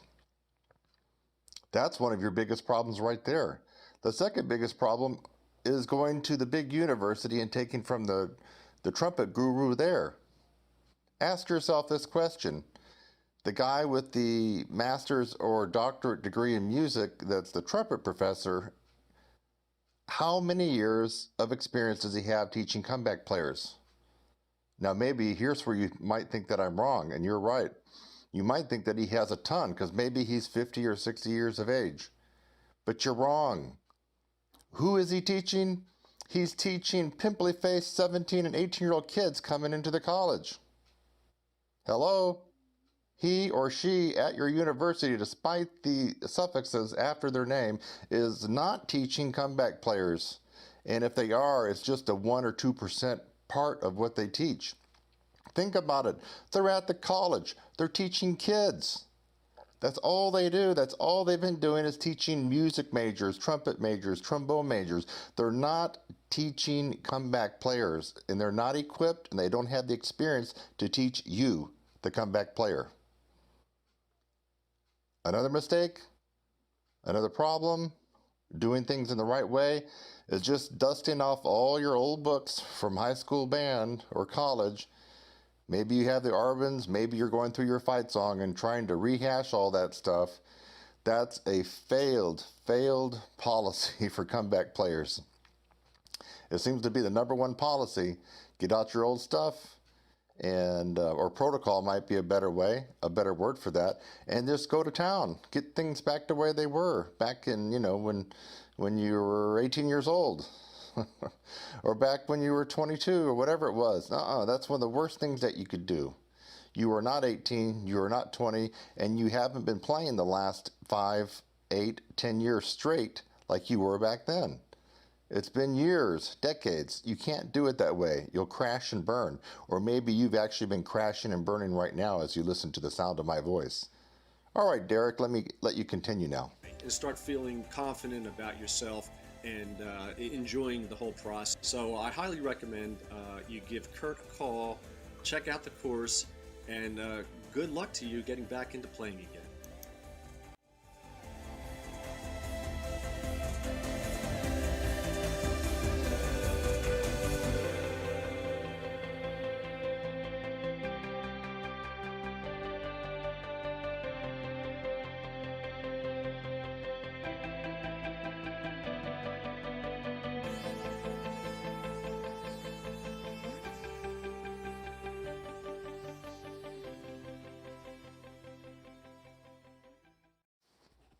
You've been thinking about it. You've been on the forums. Maybe you're taking lessons locally. And maybe you've watched lots of YouTube videos and you're thinking about it. But let me tell you, my friend, you keep thinking about it and you're going to spin your wheels. Just get on that treadmill. You're not going anywhere fast. You need to stop thinking about it, pull the trigger, and take action. And now, with this new release, and it is a new release, there has never been a weekly comeback player version of my course until right now, summer of 2019. You absolutely have no excuse not to try this. Try 1 week. Try 2 weeks. You have no excuse. And to sit there and to stare at your TV or stare outside your window and look down at your instrument or go to rehearsal and really suck it, and to have not taken advantage of this amazing course. What are all these people talking about? They're talking about this course, but they plunked down the big bank account to get started. There wasn't a weekly course available for the people that you saw just right now. But now there is a weekly course. You have no excuses, my brass playing friend. You want to get better. You want to get back in the game, maybe even better than you were before. You got to get involved in this course now. Now is the time to take action. Think now, think smart, and get involved. I'm Kurt Thompson. There should be some links for you to click. If not, look down in the description, click that. And easy way to get started on getting better and feeling a lot more confident about who you are and your instrument. So long for now. Bye-bye.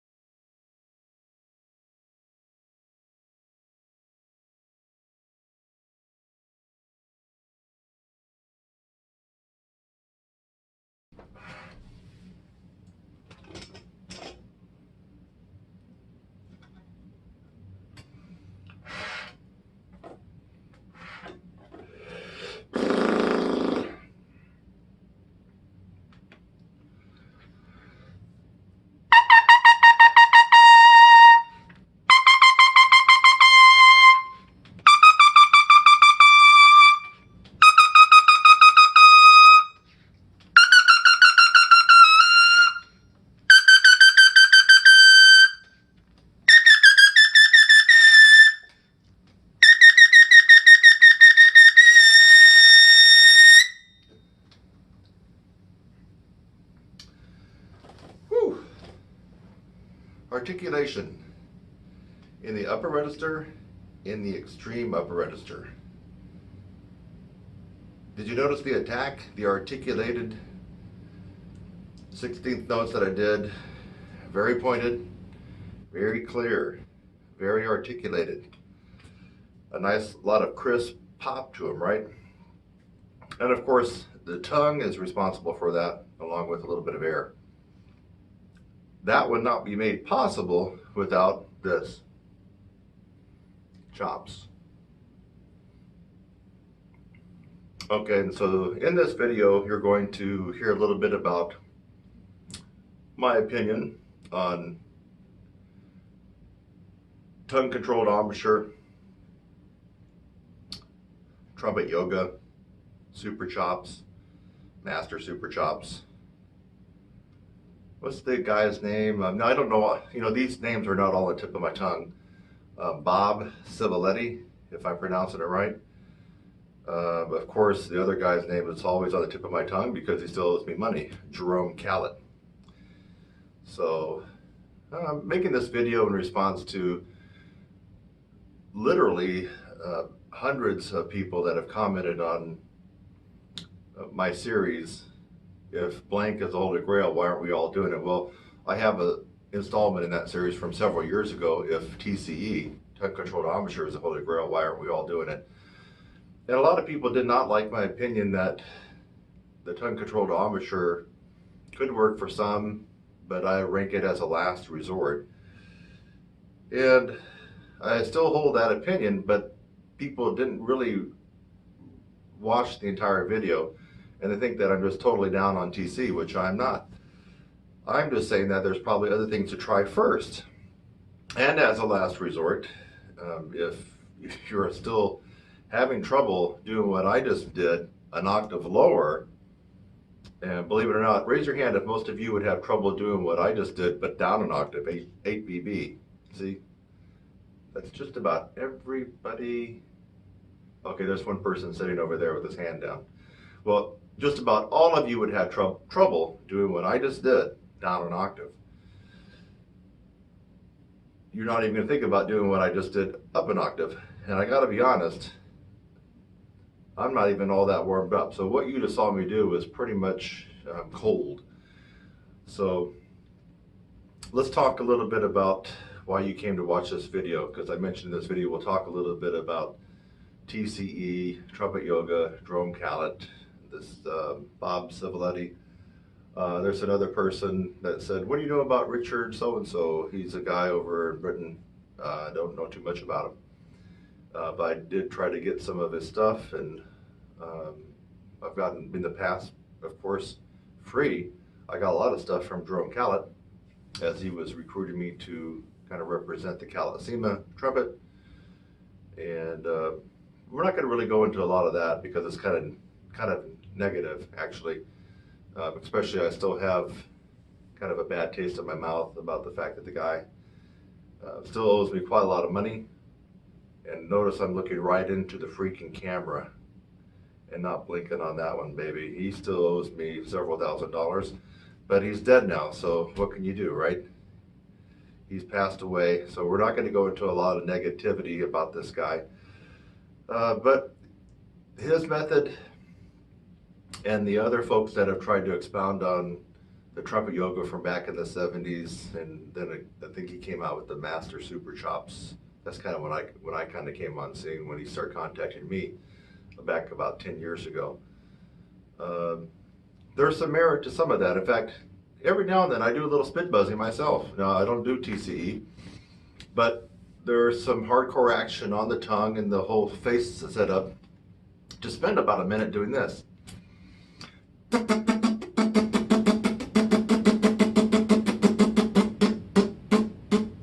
You watching my tongue?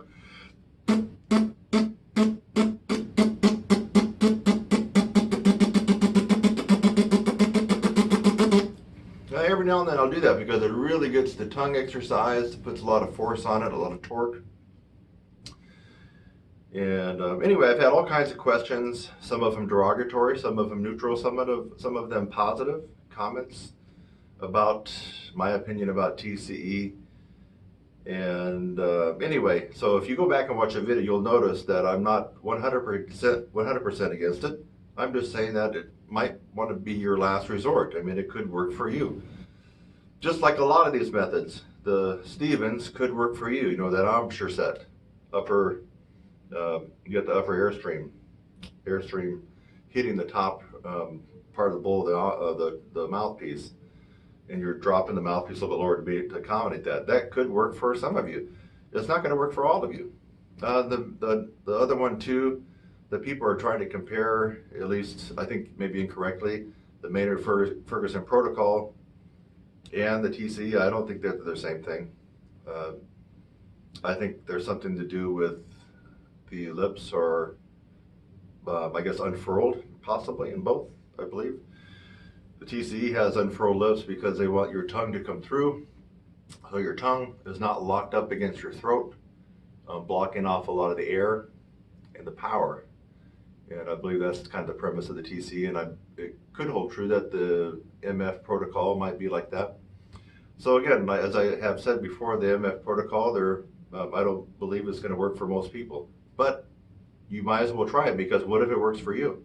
It could be just a complete miracle pill and holy grail for you. So same thing with TCE, but you know, since I have, like Jerome Callett, in case you don't know, he just passed away. And I just heard about that. Jerome Callett just passed away, aka known as Jerry Callett. I guess he goes by Jerome Callett, Jerry Callett. He just passed away. And so, like I said, I'm not going to go into a lot of negativity. I'm going to try to make it either neutral to slightly positive. So he did have some innovations when it comes to using the tongue. And I don't believe the TCE method and my tongue arch method are that far apart. Let me move up a little bit closer. I was kind of doing this in the mirror. Now, I'm not able to see myself in the camera right now, so I don't know exactly where I'm at because I'm using the opposite camera on my phone just to get a little bit more high definition. But you know, TCE, if I remember correctly, even with the spit buzz, the tongue is through the teeth, right? Like that. And then you curl the tip down to your lower lip, like that. And that's kind of like the formation of the TCE. And you know, I'm not a TCE expert, as you already know and can tell, but I think that's probably pretty close. And maybe somebody who only does TCE could correct me if that's not right. But basically you're going to have your tongue through your teeth, through. Now the top part of your tongue will be touching the sharp edge of your top teeth, then it curls down. That tip kind of rests or anchors on the bottom lip. Okay? And you have your kind of aperture between your tongue and the teeth, so to speak. Now, watch how closely and not far removed that is from how I play. So, how I play, and now this is above, let's just say above the staff. I don't play like this down on low G's or low C's, but once I get above the staff, my tongue does not anchor on my bottom lip. The anchor is just like 1/8 of an inch in front, right on the cutting edge of the bottom teeth, actually a little bit behind. So watch.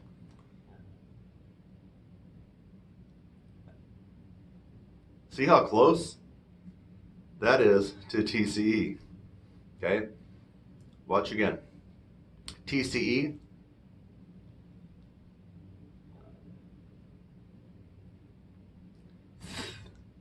and my way.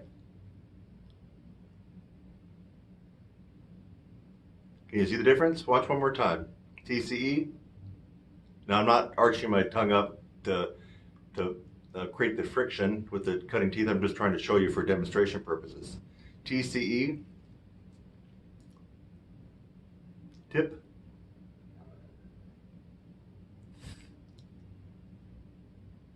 Line. You see there's hardly much difference, right? The tip of my tongue is actually anchored right at the cutting edge of my teeth and a little bit behind. Here. Versus TCE. Here. There.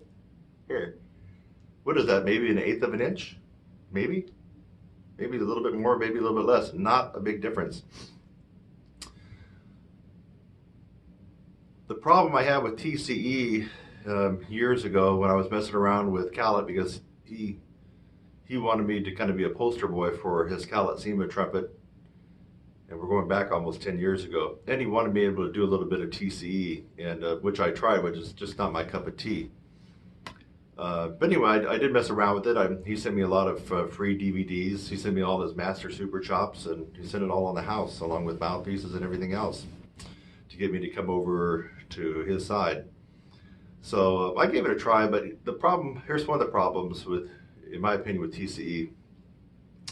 The lower lip does most of the vibrating when you're playing the horn. I think through all registers. When you do TCE, what you're doing is you're essentially kind of cutting out the lower lip, and you will notice, you don't have to take my word for it, you will notice that your tongue is vibrating. Look at me and watch me buzz with TCE setup.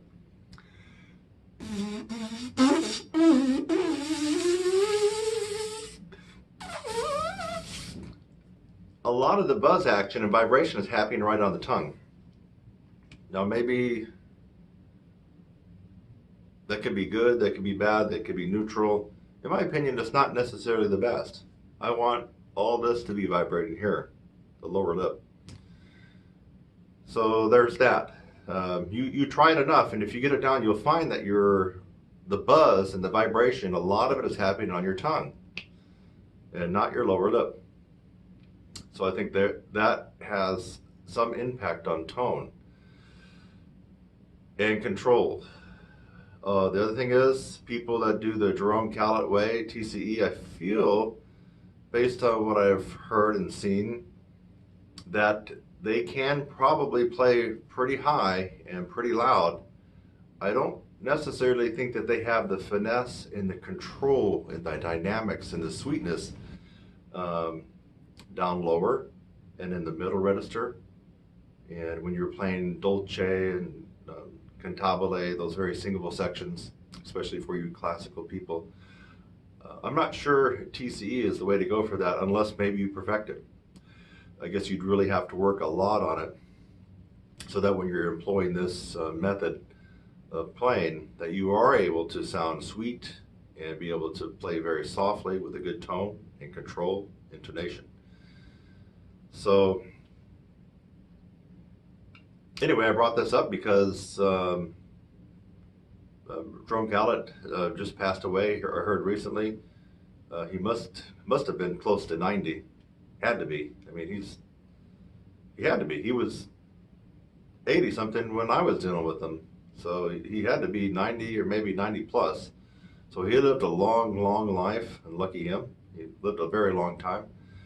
And so anyway, I'll keep an open mind about trumpet yoga, master super chops, and these guys that are still surviving. Yeah, I'm probably going to have to go back and see if I got their names right. But the one guy, Bob Civiletti, don't know him personally. Personally, don't think I've ever interacted with him. Maybe. I just know that he's pretty good with all the Baroque stuff, especially the high Baroque trumpet. And of course, he employs tongue-controlled embouchure. Of course, I just mentioned Jerome Gallet passed away, so he was kind of the head honcho there. And there may be some others. I guess there's a younger, newer guy over across the pond, over in England, Britain, somewhere. His name is Richard. Can't remember his last name. But he's kind of like the representative across the pond over there for tongue-controlled embouchure. So, I'll keep an open mind. I try to keep an open mind. That's how I was able to review all this stuff. I've gone through just about every course and every method that you could think of.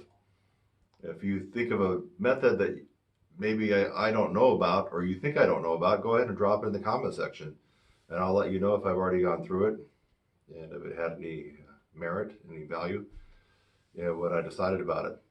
So that's my little take on, again, not the only one, on tongue-controlled embouchure, trumpet yoga, master super chops, and then they have some German names that I don't remember. Should I even try to attempt it? Eins Heissen, or now we're into Comedy Central, right?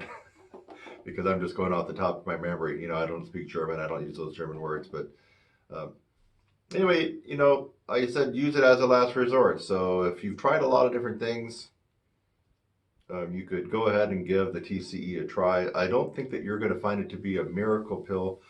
Excuse me. I don't think that you're going to find that you just work on it for a week or two and all of a sudden you're just going to be a complete beast on the trumpet, in the upper register, or even trombone. This probably might apply for a lot of brass instruments. I don't know about tuba, but probably definitely for trombone and maybe even euphonium. But so yeah, I don't think it's an overnight sensation. And remember, there is still only one Holy Grail right now that we all know of, and it's the 16-week brass and trumpet upper register course. It is proven without fail. It works, but only if you follow my instructions to the T without deviation.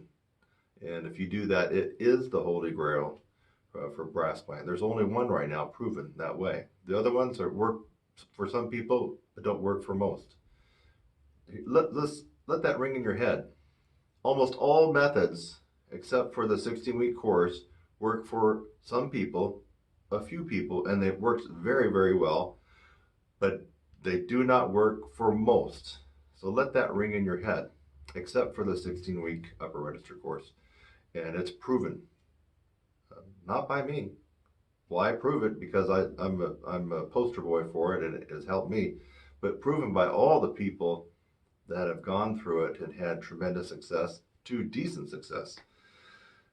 So, you wanted to hear a couple more articulated high notes? What's that?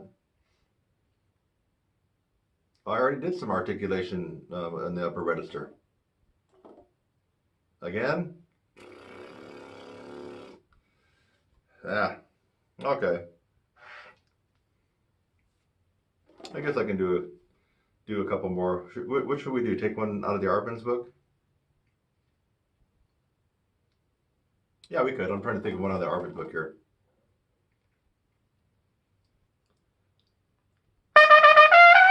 There we go. I could probably do that one.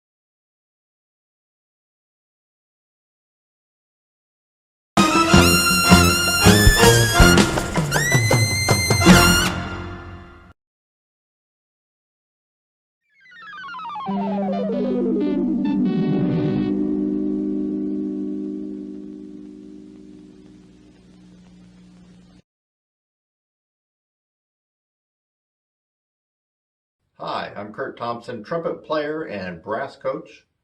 And if you're a comeback player, that's someone who's just restarted playing again after quite a long time of hiatus from the horn, I want to talk to you. And you could be a trumpet player or a trombone player, French horn player, baritone, euphonium, tuba. If you play one of those and you haven't played in a while, then I want to talk to you right now. I teach and play music full time. I pretty much have done that almost all my life. But I bet you didn't take that path that I did. At some point, you found a more lucrative career and you went that direction. And you put down your horn because you had to, because you had other obligations. Now life is a little bit easier. Maybe you're even retired or semi-retired, and you've decided you want to get back on the horn and start having a lot more fun. But there's one thing that really nags you, and that's playing your horn and enjoying music is much more difficult than you remembered. My name's Don, and I learned about Kurt's course from a trumpet player in one of the bands I play in. I called Kurt. He told me he had some low brass students, and I decided to give it a try. Since taking Kurt's course, I've been able to play it to a fourth above D, that is to a G. Hi, I'm Bob. I've been practicing the trumpet since 1936. I've always had an upper range problem. I just finished Kurt's 3-month course and am happy to say that I've not only increased my range but have added considerably to my endurance. I would heartily recommend Kurt's course. Thank you.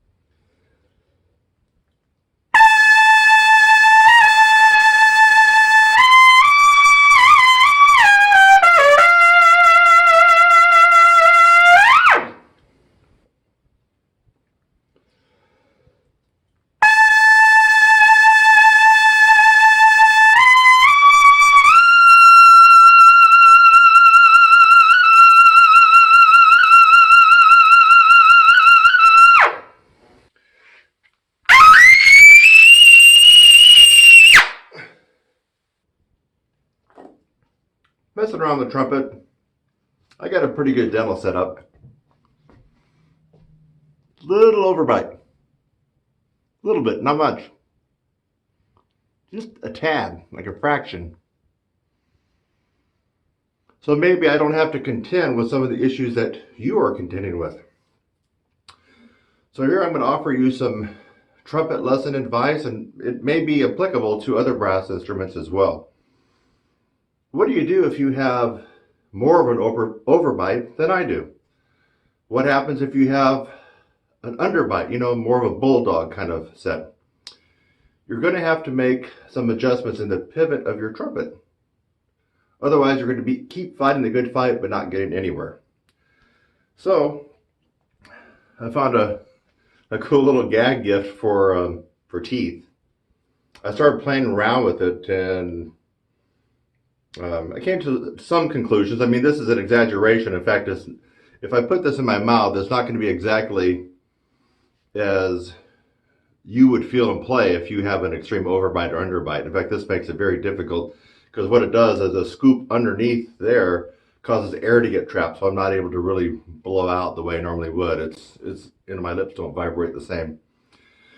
It's an extreme proposition here, but I'm here to tell you you can work around any limitations you may perceive about yourself.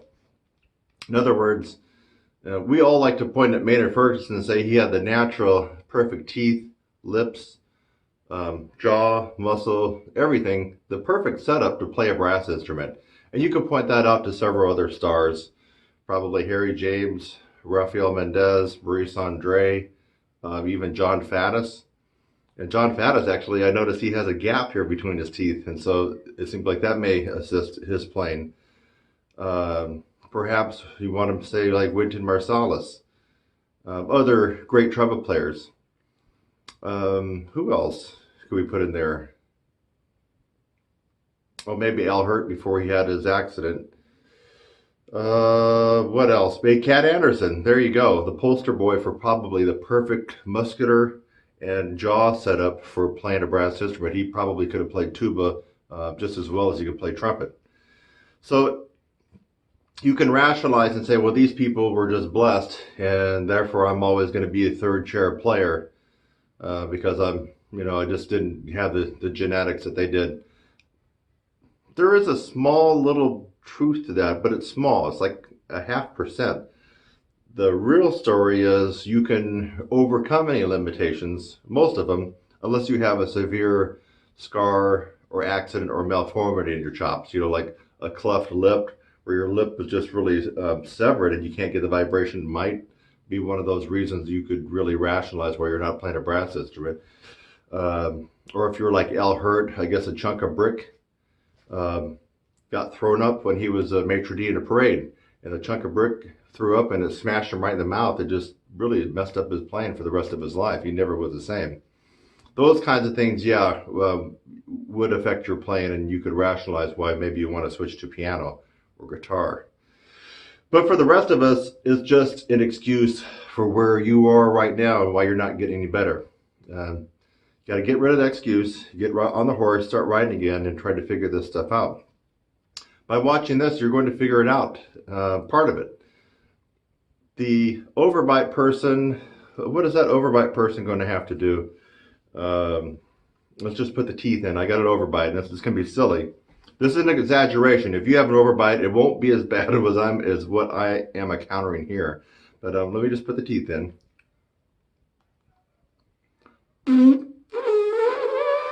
I can't, it doesn't even feel the same. I mean, of course it wouldn't feel the same, but I mean, it's real freaky. So, put it in. If I play it straight on,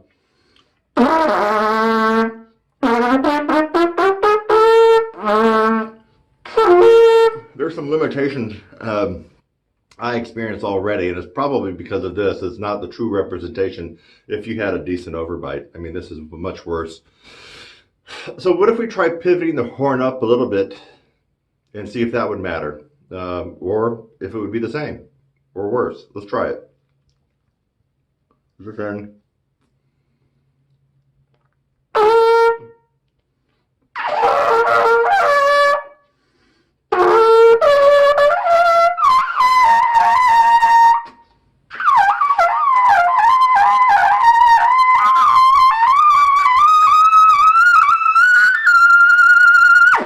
Whoa!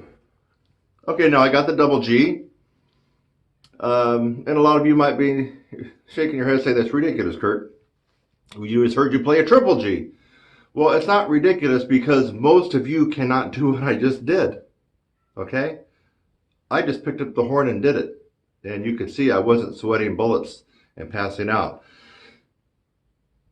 Let this be a lesson to you.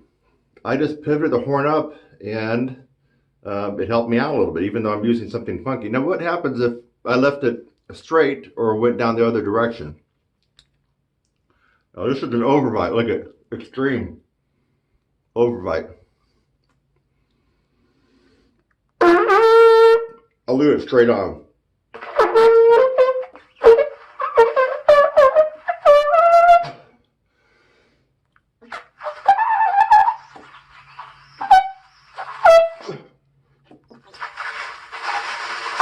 I'm just not getting the buzz happening in the efficiency the way I did when I tilted and pivoted the horn higher. I'm guessing if I go pivot the horn down, it's going to be even, it's going to be a deal breaker. Let's try it.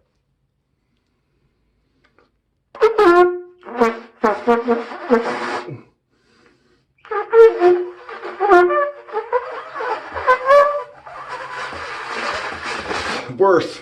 Okay. So this is an extreme, almost non-unrealistic representation of any of you that have an overbite if you're a brass player. But what can you learn from this? Now, this is extreme. You learn that if you have an overbite, that's where your top teeth hang over your bottom teeth. A little bit or a lot. That the more that you play straight on or you're pivoting down, you're going to be worse. You're going to be a worse player. At the very least, let's just say that you can play everything fine, but your range is going to be in the gutter, okay? You just heard. Straight on and down, you got an overbite, it's bad news for you. Therefore, you can take, you can pay heed to this free lesson that I'm giving you and experiment with different levels of pivot from center to a little higher. Now, I'm not talking about an extreme pivot. I'm just talking about you're playing on. If you have an overbite, you might want to experiment with just a fraction, a couple degrees north. Are you getting that here? Maybe a little bit. Maybe just a little bit more. So you're going to have to experiment with a little bit of a pivot and see where your sweet spot is. I'm guessing it's not going to be an extreme pivot because that's just going to be just as bad as maybe your current setup. So you might want to experiment a week or two with just a small pivot of the horn upwards if you have an overbite, little to extreme.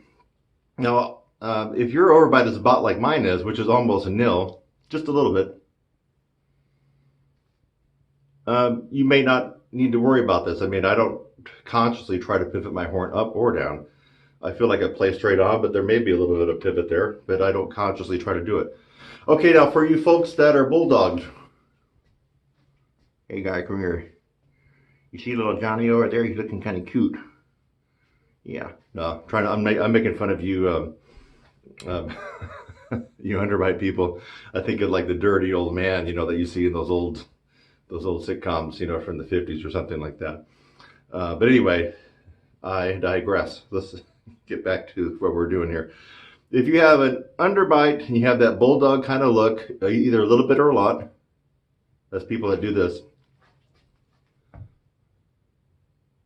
Now that's extreme. But some people, when they shut their teeth, they shut in their lower jaws is the teeth here like that. Is that you? See that? If you shut your teeth and naturally your lower jaw is a little bit more out, you have an underbite, more of a bulldog look, and when if someone were to look at you, and you're going to have to probably, I'm going to guess, pivot down. So let's put this in reverse. We'll put it down here. So it's down here. Now I got an underbite. See, lower teeth coming out. So let's try this again. Straight on.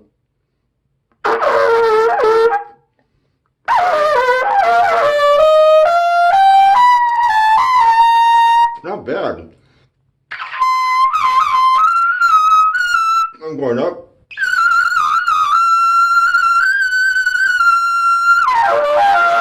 That was easier than the overbite, but now let's try. I'm just coming up with a couple of equations in my brain. Obviously, I think if you have an underbite, you're more blessed than if you have an overbite. It could be that underbite allows you to have more of an upstream air delivery into the mouthpiece, causing you to be an upstream player, and you might have an easier time with range. You can understand by this coming out, when you blow, the air comes up, it's hitting the upper part of the bowl of the mouthpiece in here. The air is coming up this way. And traditionally, most brass players and academics would probably agree with me that you're likely to have faster air and be able to have an easier time in the upper register. So it appears that by having an underbite, maybe that predisposes you to an upstream air position. But now let's go ahead and work our way down, pivot down, and see if the pivot up was good for an overbite. Let's see if the pivot down is good for the underbite.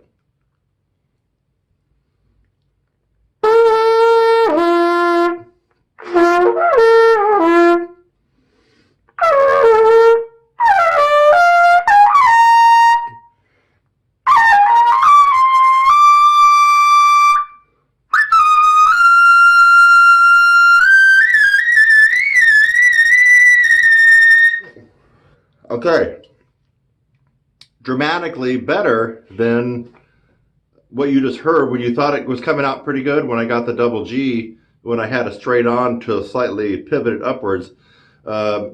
Yeah, that was not bad. But with the underbite, as I pivoted down lower, things magically got easier for me. So what can you get from this free trumpet lesson? And if you're a baritone player or tuba player, you can maybe even take stock in this, or trombone. The moral of the story is, if you look in the mirror and you shut your teeth, don't try to manipulate anything. And if the top teeth naturally come over the bottom teeth a little bit or a lot, you have an overbite, and you're going to want to experiment with a little bit of an upward pivot. If you shut your teeth and you notice that the lower part of your jaw, these teeth are out more than your top teeth. They stick out more. You have an underbite. If you don't know what I'm really talking about there with an underbite, look at a picture of a bulldog. They tend to look like this. Right? Just go on Google and search images for bulldogs. They have a severe underbite. So if your lower teeth tend to stick out more than your top teeth, you have an underbite. And we just learned that a downward pivot, experimenting with that, might actually help you have more ease and comfort in the upper register. So I like doing these little experiments, and now I made it hard on myself. This is crazy, unrealistic. I doubt if anybody is having to fight the good fight I just did with these fake teeth. So in other words, I went extreme, but you heard that's another point to back up my fact that nobody is born to play third part. How could I put in this crazy contraption in my mouth, something that none of you are going to have to deal with, and no matter how bad your upper bite or underbite is, it's not as bad as what I experienced, yet I was able to go up to double G on the upper bite and up to double C on the underbite. That just proves my point. But you might be saying, well, Kurt, how were you able to do that? Improving, strengthening your embouchure tends to blow past any limitations that God gave you naturally.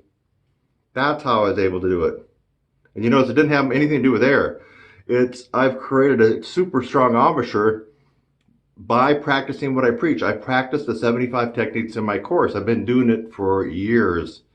I don't want to give away my age, that I'm going to be turning 40 pretty soon, but I've been doing it for more than 1 decade. So anyway, yeah, I know that's a long time, right? Well, it is what it is. It just means I have some experience, right? And you get at the cliff and you're almost 40, you're looking off, and it looks like a dark abyss down there you're about ready to step off into. It's pretty scary, guys and gals. So it just is what it is. But I can still play and I can still think, and so that's your answer. Chops will overcome any limitation that God gave you.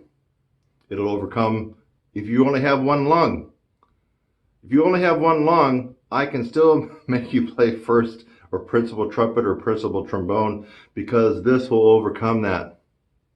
That and the other concepts of air and compression will overcome if you only have one lung. So if you have screwed up teeth, if you have an overbite or an underbite, thin lips, medium lips, fat lips, the strengthening of your embouchure, the systematic approach infused with momentum that's in my course with 75 different techniques. One technique, one routine might likely not work for you guys. And I have to say this over and over again, but can you hear this? If one approach, Claude Gordon, worked for everybody, we wouldn't be talking right now. I wouldn't be talking. I wouldn't have a course. We would all, like disciples of Jesus, be doing the Claude Gordon. Okay? If the spit buzz and TCE worked, if that worked, we all would be doing that. Why would we do anything else? You hear what I am saying. Think. Right? Think. Carmine Caruso, if all we had to do was just tense our lips up and do isometric contractions and hold out notes for half an hour. If that worked for everybody to build range for brass players, we would all be doing it. That's one technique, one approach. Doesn't work for the majority. It works for just a small amount. And that's why you know about those methods. You know about those methods because one or two people have spouted how great it is.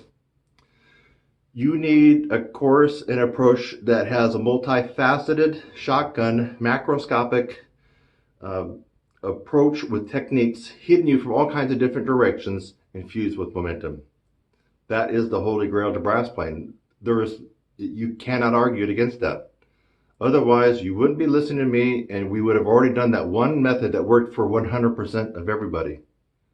And that one method didn't exist until now. My course, the holy grail to trumpet and brass playing, is a 16-week upper register course with 75 techniques.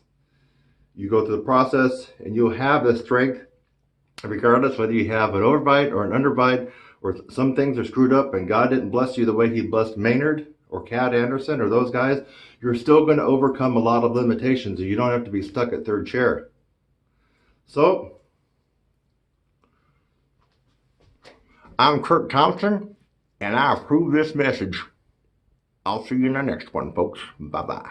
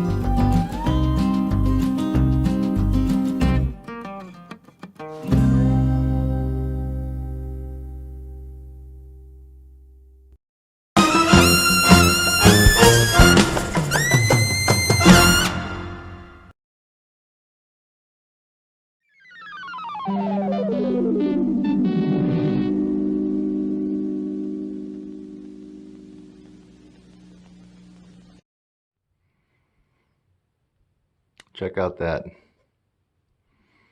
You see that number 1? That's right. I don't know if it's coming out backwards here on the mouthpiece, but this is the largest of all Bach trumpet mouthpieces. I mean, it's bigger than the A cup. It is the original Bach 1 mouthpiece. And even according to Vincent Bach, it has limited uses. And for me, it has limited uses too. I got it mainly to record Almost Blue on. And so when you hear me play the trumpet solo on Almost Blue, it is being played on the largest Bach mouthpiece.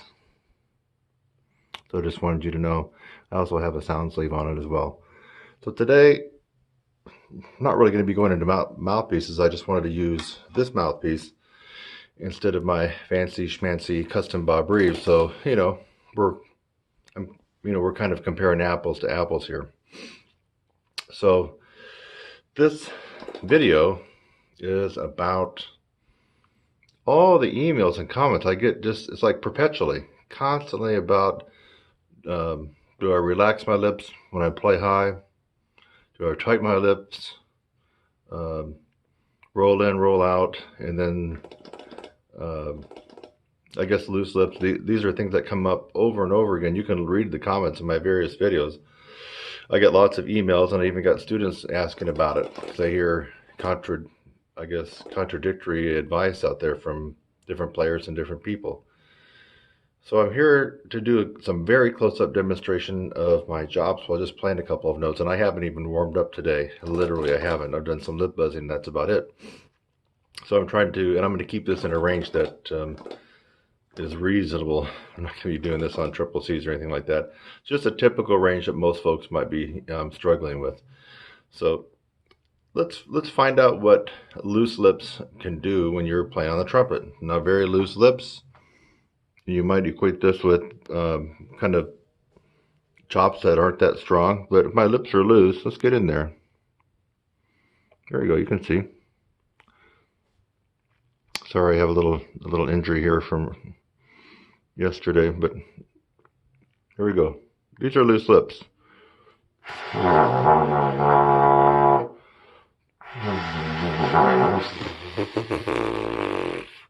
Loose lips vibrate slower, folks.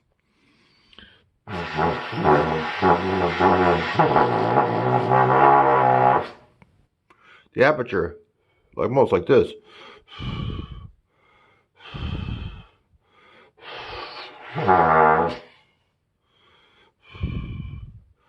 Can you possibly play above the staff, get a great sound, be accurate, with a lot of power, with loose lips? I'm just going to have to tell you no. So I don't know who you were listening to. You're probably on the forum somewhere, and someone's probably saying that you're too tight or whatever. You're not going to be able to play above the staff with loose lips.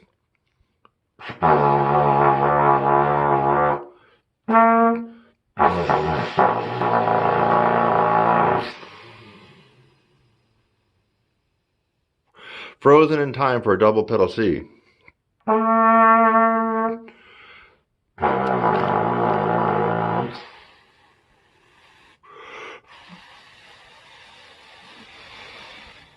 A very wide aperture, a very, very relaxed set of chops, very loose. You probably noticed an extreme rollout to be able to accommodate such low frequencies on the horn. You need to get that out of your head, that somehow you're going to be able to wail on high C's and D's and E's with loose, relaxed lips. It just ain't so, no matter who tells you that. And if someone is a great player and they tell you that, then chances are they don't know what they're talking about. They just are blessed with natural talent, and they are thinking that they're playing with loose lips, but they really are not. So loose lips are great for pedal tones. Some pedal tones, obviously like the pedal C, you can't play too loose. Let me go loose.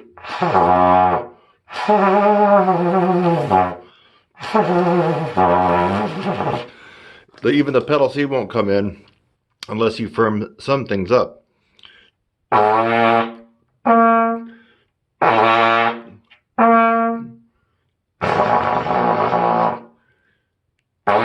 You can see that there's more tension there on the pedal C.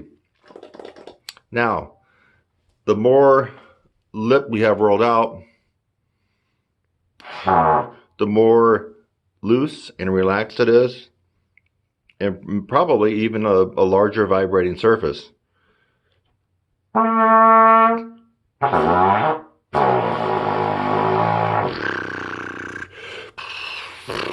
An extreme rollout. How about low C?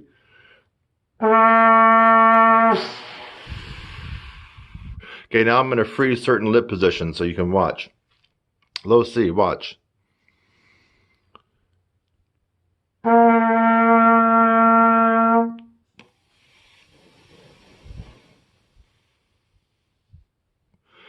They're rolled in, but not extremely.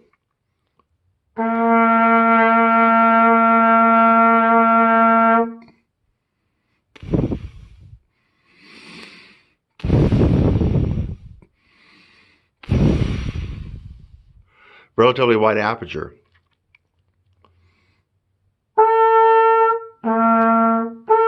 Now compare middle C to low C.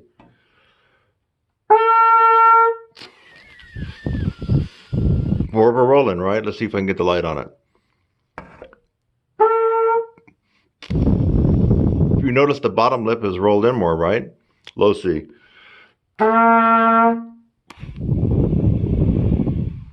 Middle C. Rolled in more.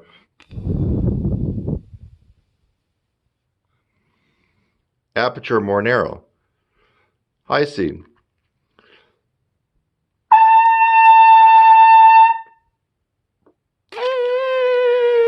Significant roll in, lips more tight, taut. Why are my lips, and why should your lips be rolled in and tighter as you go higher. The reason your lips are tighter is because you're meeting the resistance of air pressure coming through your mouth. And what the tighter lips have to do is they have to be able to grip the aperture closer together as you meet the mouthpiece. You can understand that if your lips are not tight enough, the aperture here will widen out slightly and you'll lose that note. Why will you lose the note? If the aperture becomes wider, the air becomes slower and the note will drop. Is that making sense to anybody out there? Tighter?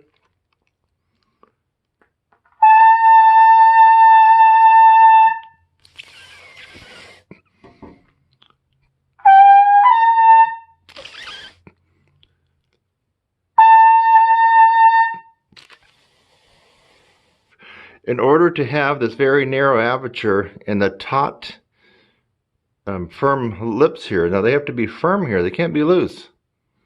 Folks, understand this. You can't have loose lips in the upper register. You can't have a rollout. Not going to work. This is part of the essence of my 16-week course. You have to build strength here. The strength I'm talking about is the strength of your lips and the embouchure surrounding it to hold the air compression in at a narrow or smaller aperture. Not larger. Remember the double pedal C? Is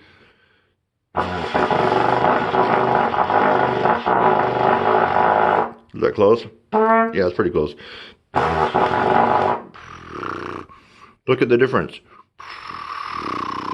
Lots of lip out, right? You can't be doing that above the staff. It just is not going to work for you. The strength I talk about increasing, and when students have taken my stuff, my courses and lessons, they talk about an increase in strength. They're talking about this. Your lips being strong enough to be rigid and snug in tightly the aperture. The aperture is a little hole between your top lip and bottom lip where the air comes out into the mouthpiece. If you can't hold a very small, narrow aperture, you cannot engage the third stage of compression in regards to brass playing. And that's the air being sped up and stayed that way into the mouthpiece. You need the air to stay compressed until it gets into the mouthpiece. You have to have strength in your lips to be able to do that. You cannot be playing loose or rolled out. The high C, close.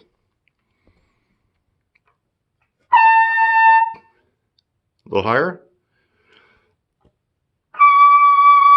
And remember, I'm doing this on a Bach 1, so I don't even know how much I can go, but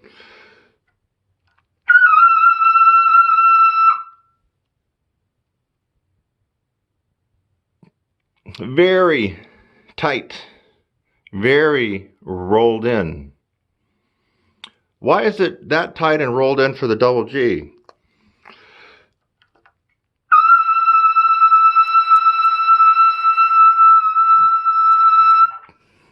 It must be so that the aperture, the hole here, can remain like a little pinprick.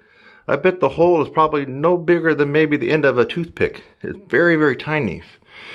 And the power and the strength I'm talking about that I have in my lips is able to keep that contracted. Well, my hand wouldn't do justice. It keeps the hole contracted so that I can keep the pressurized air into the mouthpiece. That's the strength that we're talking about building up. You have to have this strength if you want to be able to play above the staff, number one. Number two, if you want to have a tremendous amount of endurance. Now, if you can do what I just did now this is the largest mouthpiece that Bach makes for trumpet. If you can do, for example, the double G that you just heard me do, let's go down 4 notes. Let's say you don't even want to be a screamer. Let's say you hate high notes, but you got yourself to the double G like that. G down to F, to E, to D, to C, 4 notes, to let's say B flat. That means that B flat, B, and C right above the staff are almost effortless, and you can play those all night. You'll have tons of endurance as long as you don't overblow. And other things being equal, you're not sick or not overtired or stressed. That's why we increase the range higher higher to the point where skeptics say, oh, we don't need all that range. Yes, you do need all that range. Just because you don't see it in your music doesn't mean that your body doesn't need a comfortable cruising zone for when you're playing your performances. So that is why you increase your range. That's one reason. The other reason, of course, if you want to, play high and show off and showboat, kind of like what this guy does sometimes, well, that's another reason. But the true reason is to extend your endurance and have more fun on this instrument. So lesson learned. You can't see it much closer than this, can you? You saw my lips. They have to roll in and become tight so they vibrate faster, but also, more importantly, you constrict the air to the aperture that's very small and narrow, with just like a fast compressed air coming out into the horn. It takes a lot of muscle strength, and if you don't have that ability, you won't be able to go higher, or if you get fatigued, you'll drop notes. That's why when you gas out, you lose endurance. A lot of it's because of muscle fatigue. The lips just cannot hold that narrow aperture anymore. So, close up again.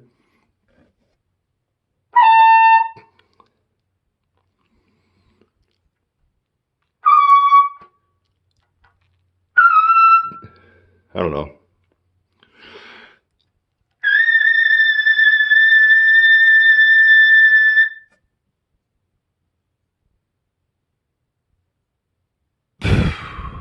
I'm not letting hardly any air come out between my upper and lower lips.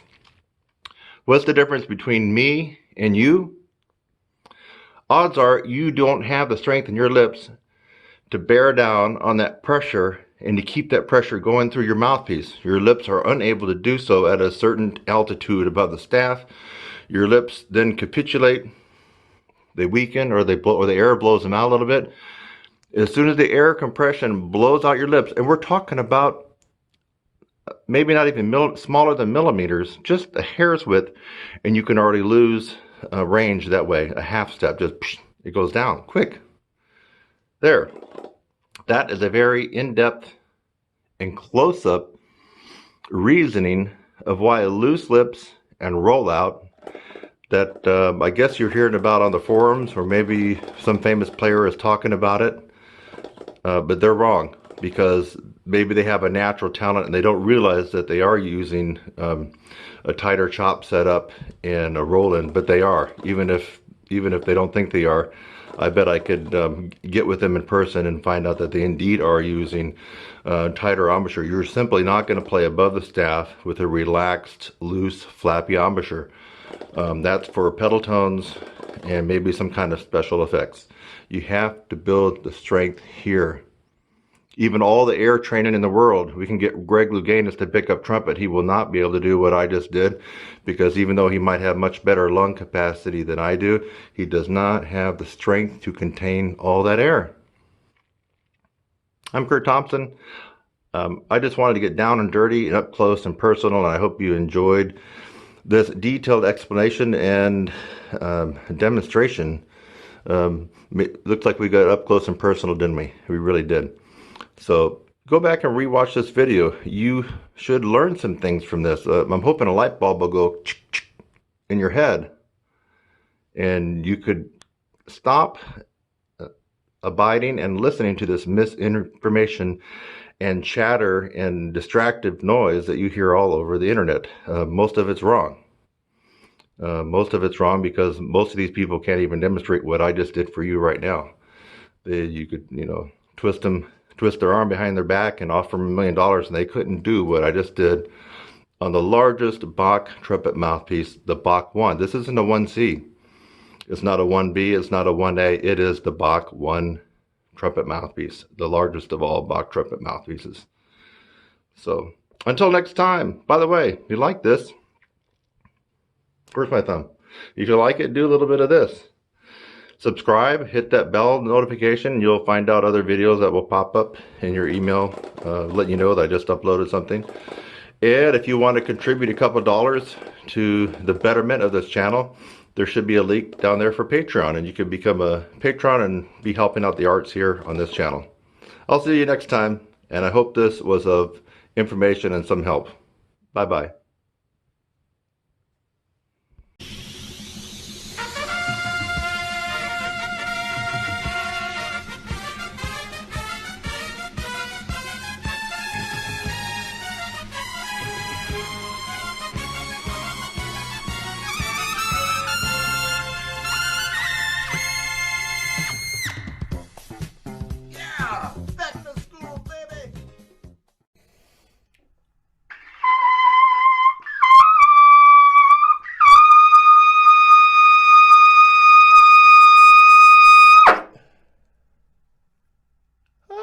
Whoa!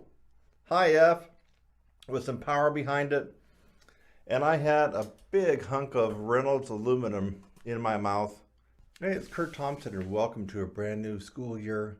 Back to school. This is my back to school promo and specials for the 2018-2019 school year. And are you starting this school year with braces? Oh, these aren't real braces.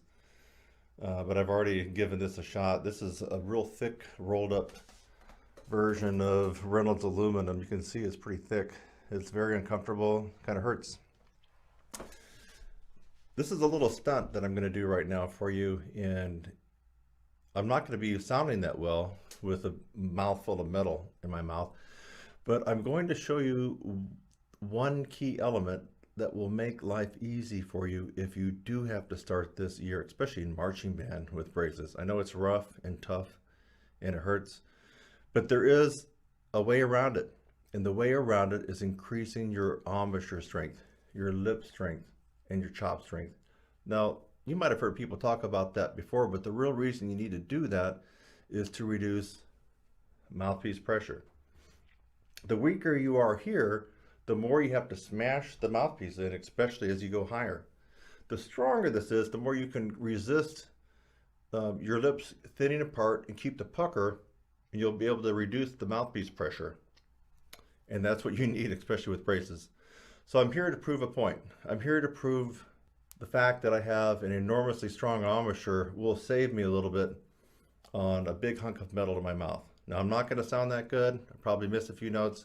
But I'm here to tell you that even a lot of you have sent me comments and questions about the fact that you can't even play out of the staff with braces. I'm here to tell you that once you get used to it, you can go a little bit, but once you build the strength here, you can go way on up and without it hurting too bad. So I'm going to put this in my mouth. I have a feeling it's not going to be that fun, but I'll try it anyway. It's pretty thick, probably thicker than your braces. It just doesn't have the sharp barbs, but okay, get it in there. And I'll leave this uncut, not going to cut anything there. Okay, in my mouth.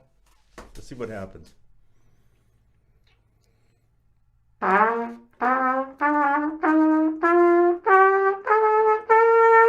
Middle C.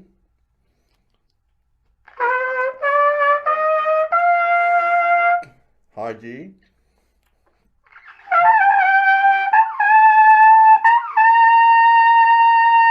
Oh, high C. Should I go a little bit more?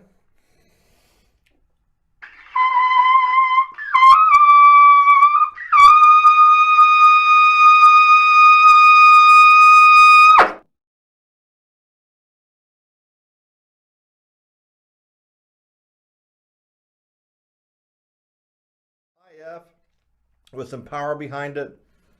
And I had a big hunk of Reynolds aluminum in my mouth to simulate braces, and this is thicker. Some of you can really see that, but it's thicker than what you have in your mouth. It just doesn't have the barbs on it, of course. But that's to prove a point.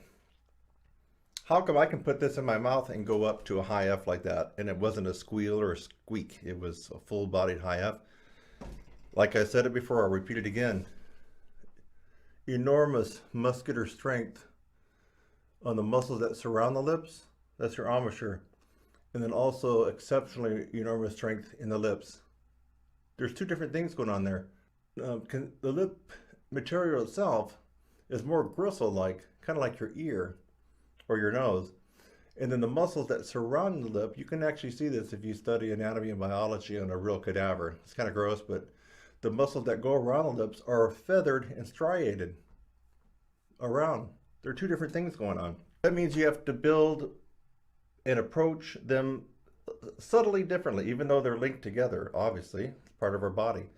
So you have to build a lip strength and you have to build the embouchure strength. One doesn't take care of the other. You can't just work on your lip strength and expect the whole embouchure to amazingly be supercharged and ready to rock.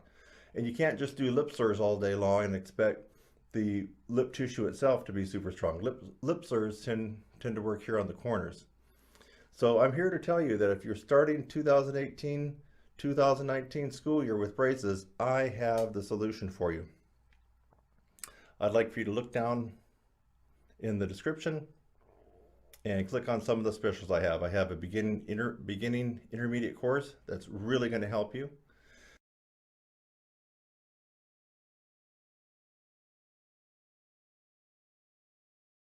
It's going to help increase your strength, and you can take that course by yourself should you choose, or you can add me to it. I have the live version where it's me and you every week. So there's just a difference in, of course, cost. But either way, you're going to get something out of it, something very, very good. You're going to have to increase the embouchure strength to be able to play with braces. If you don't, you're going to suffer, and you're going to suffer, and you're going to suffer. I don't want you to suffer. So, by the way, this may be live. If it's live, look down in the little comment section below and hit me up with a comment. I'll try to answer right live, right straight to you. If you're watching this after the live stream, then go ahead and leave a comment. I'm usually pretty good within a couple of days of getting back to people that leave comments. So you're starting the brand new school year with braces. All hope is not lost. There is hope. And you got to come see me. You got to come talk to me. You got to ask some questions. I do have some good solutions for you if you're willing to work and you're willing to invest in yourself. You don't have to suffer this year or the next couple of years with braces. There is a solution. I'm Kurt Thompson. If you haven't already done so, subscribe in one of those little red rectangular boxes. Subscribe. You'll see a lot more new videos like this. Go ahead and give this a like. If you have a good comment, leave it in the comment section. If you have a neutral comment, leave it in the comment section. If you have a horrific, horrible troll comment, well, leave it in there, and then I'm going to do a little bit of this. Just kidding. Just kidding. So I hope you have a wonderful start to this 2018-19 school. It's back to school time. I'm Kurt Thompson. I'll see you soon.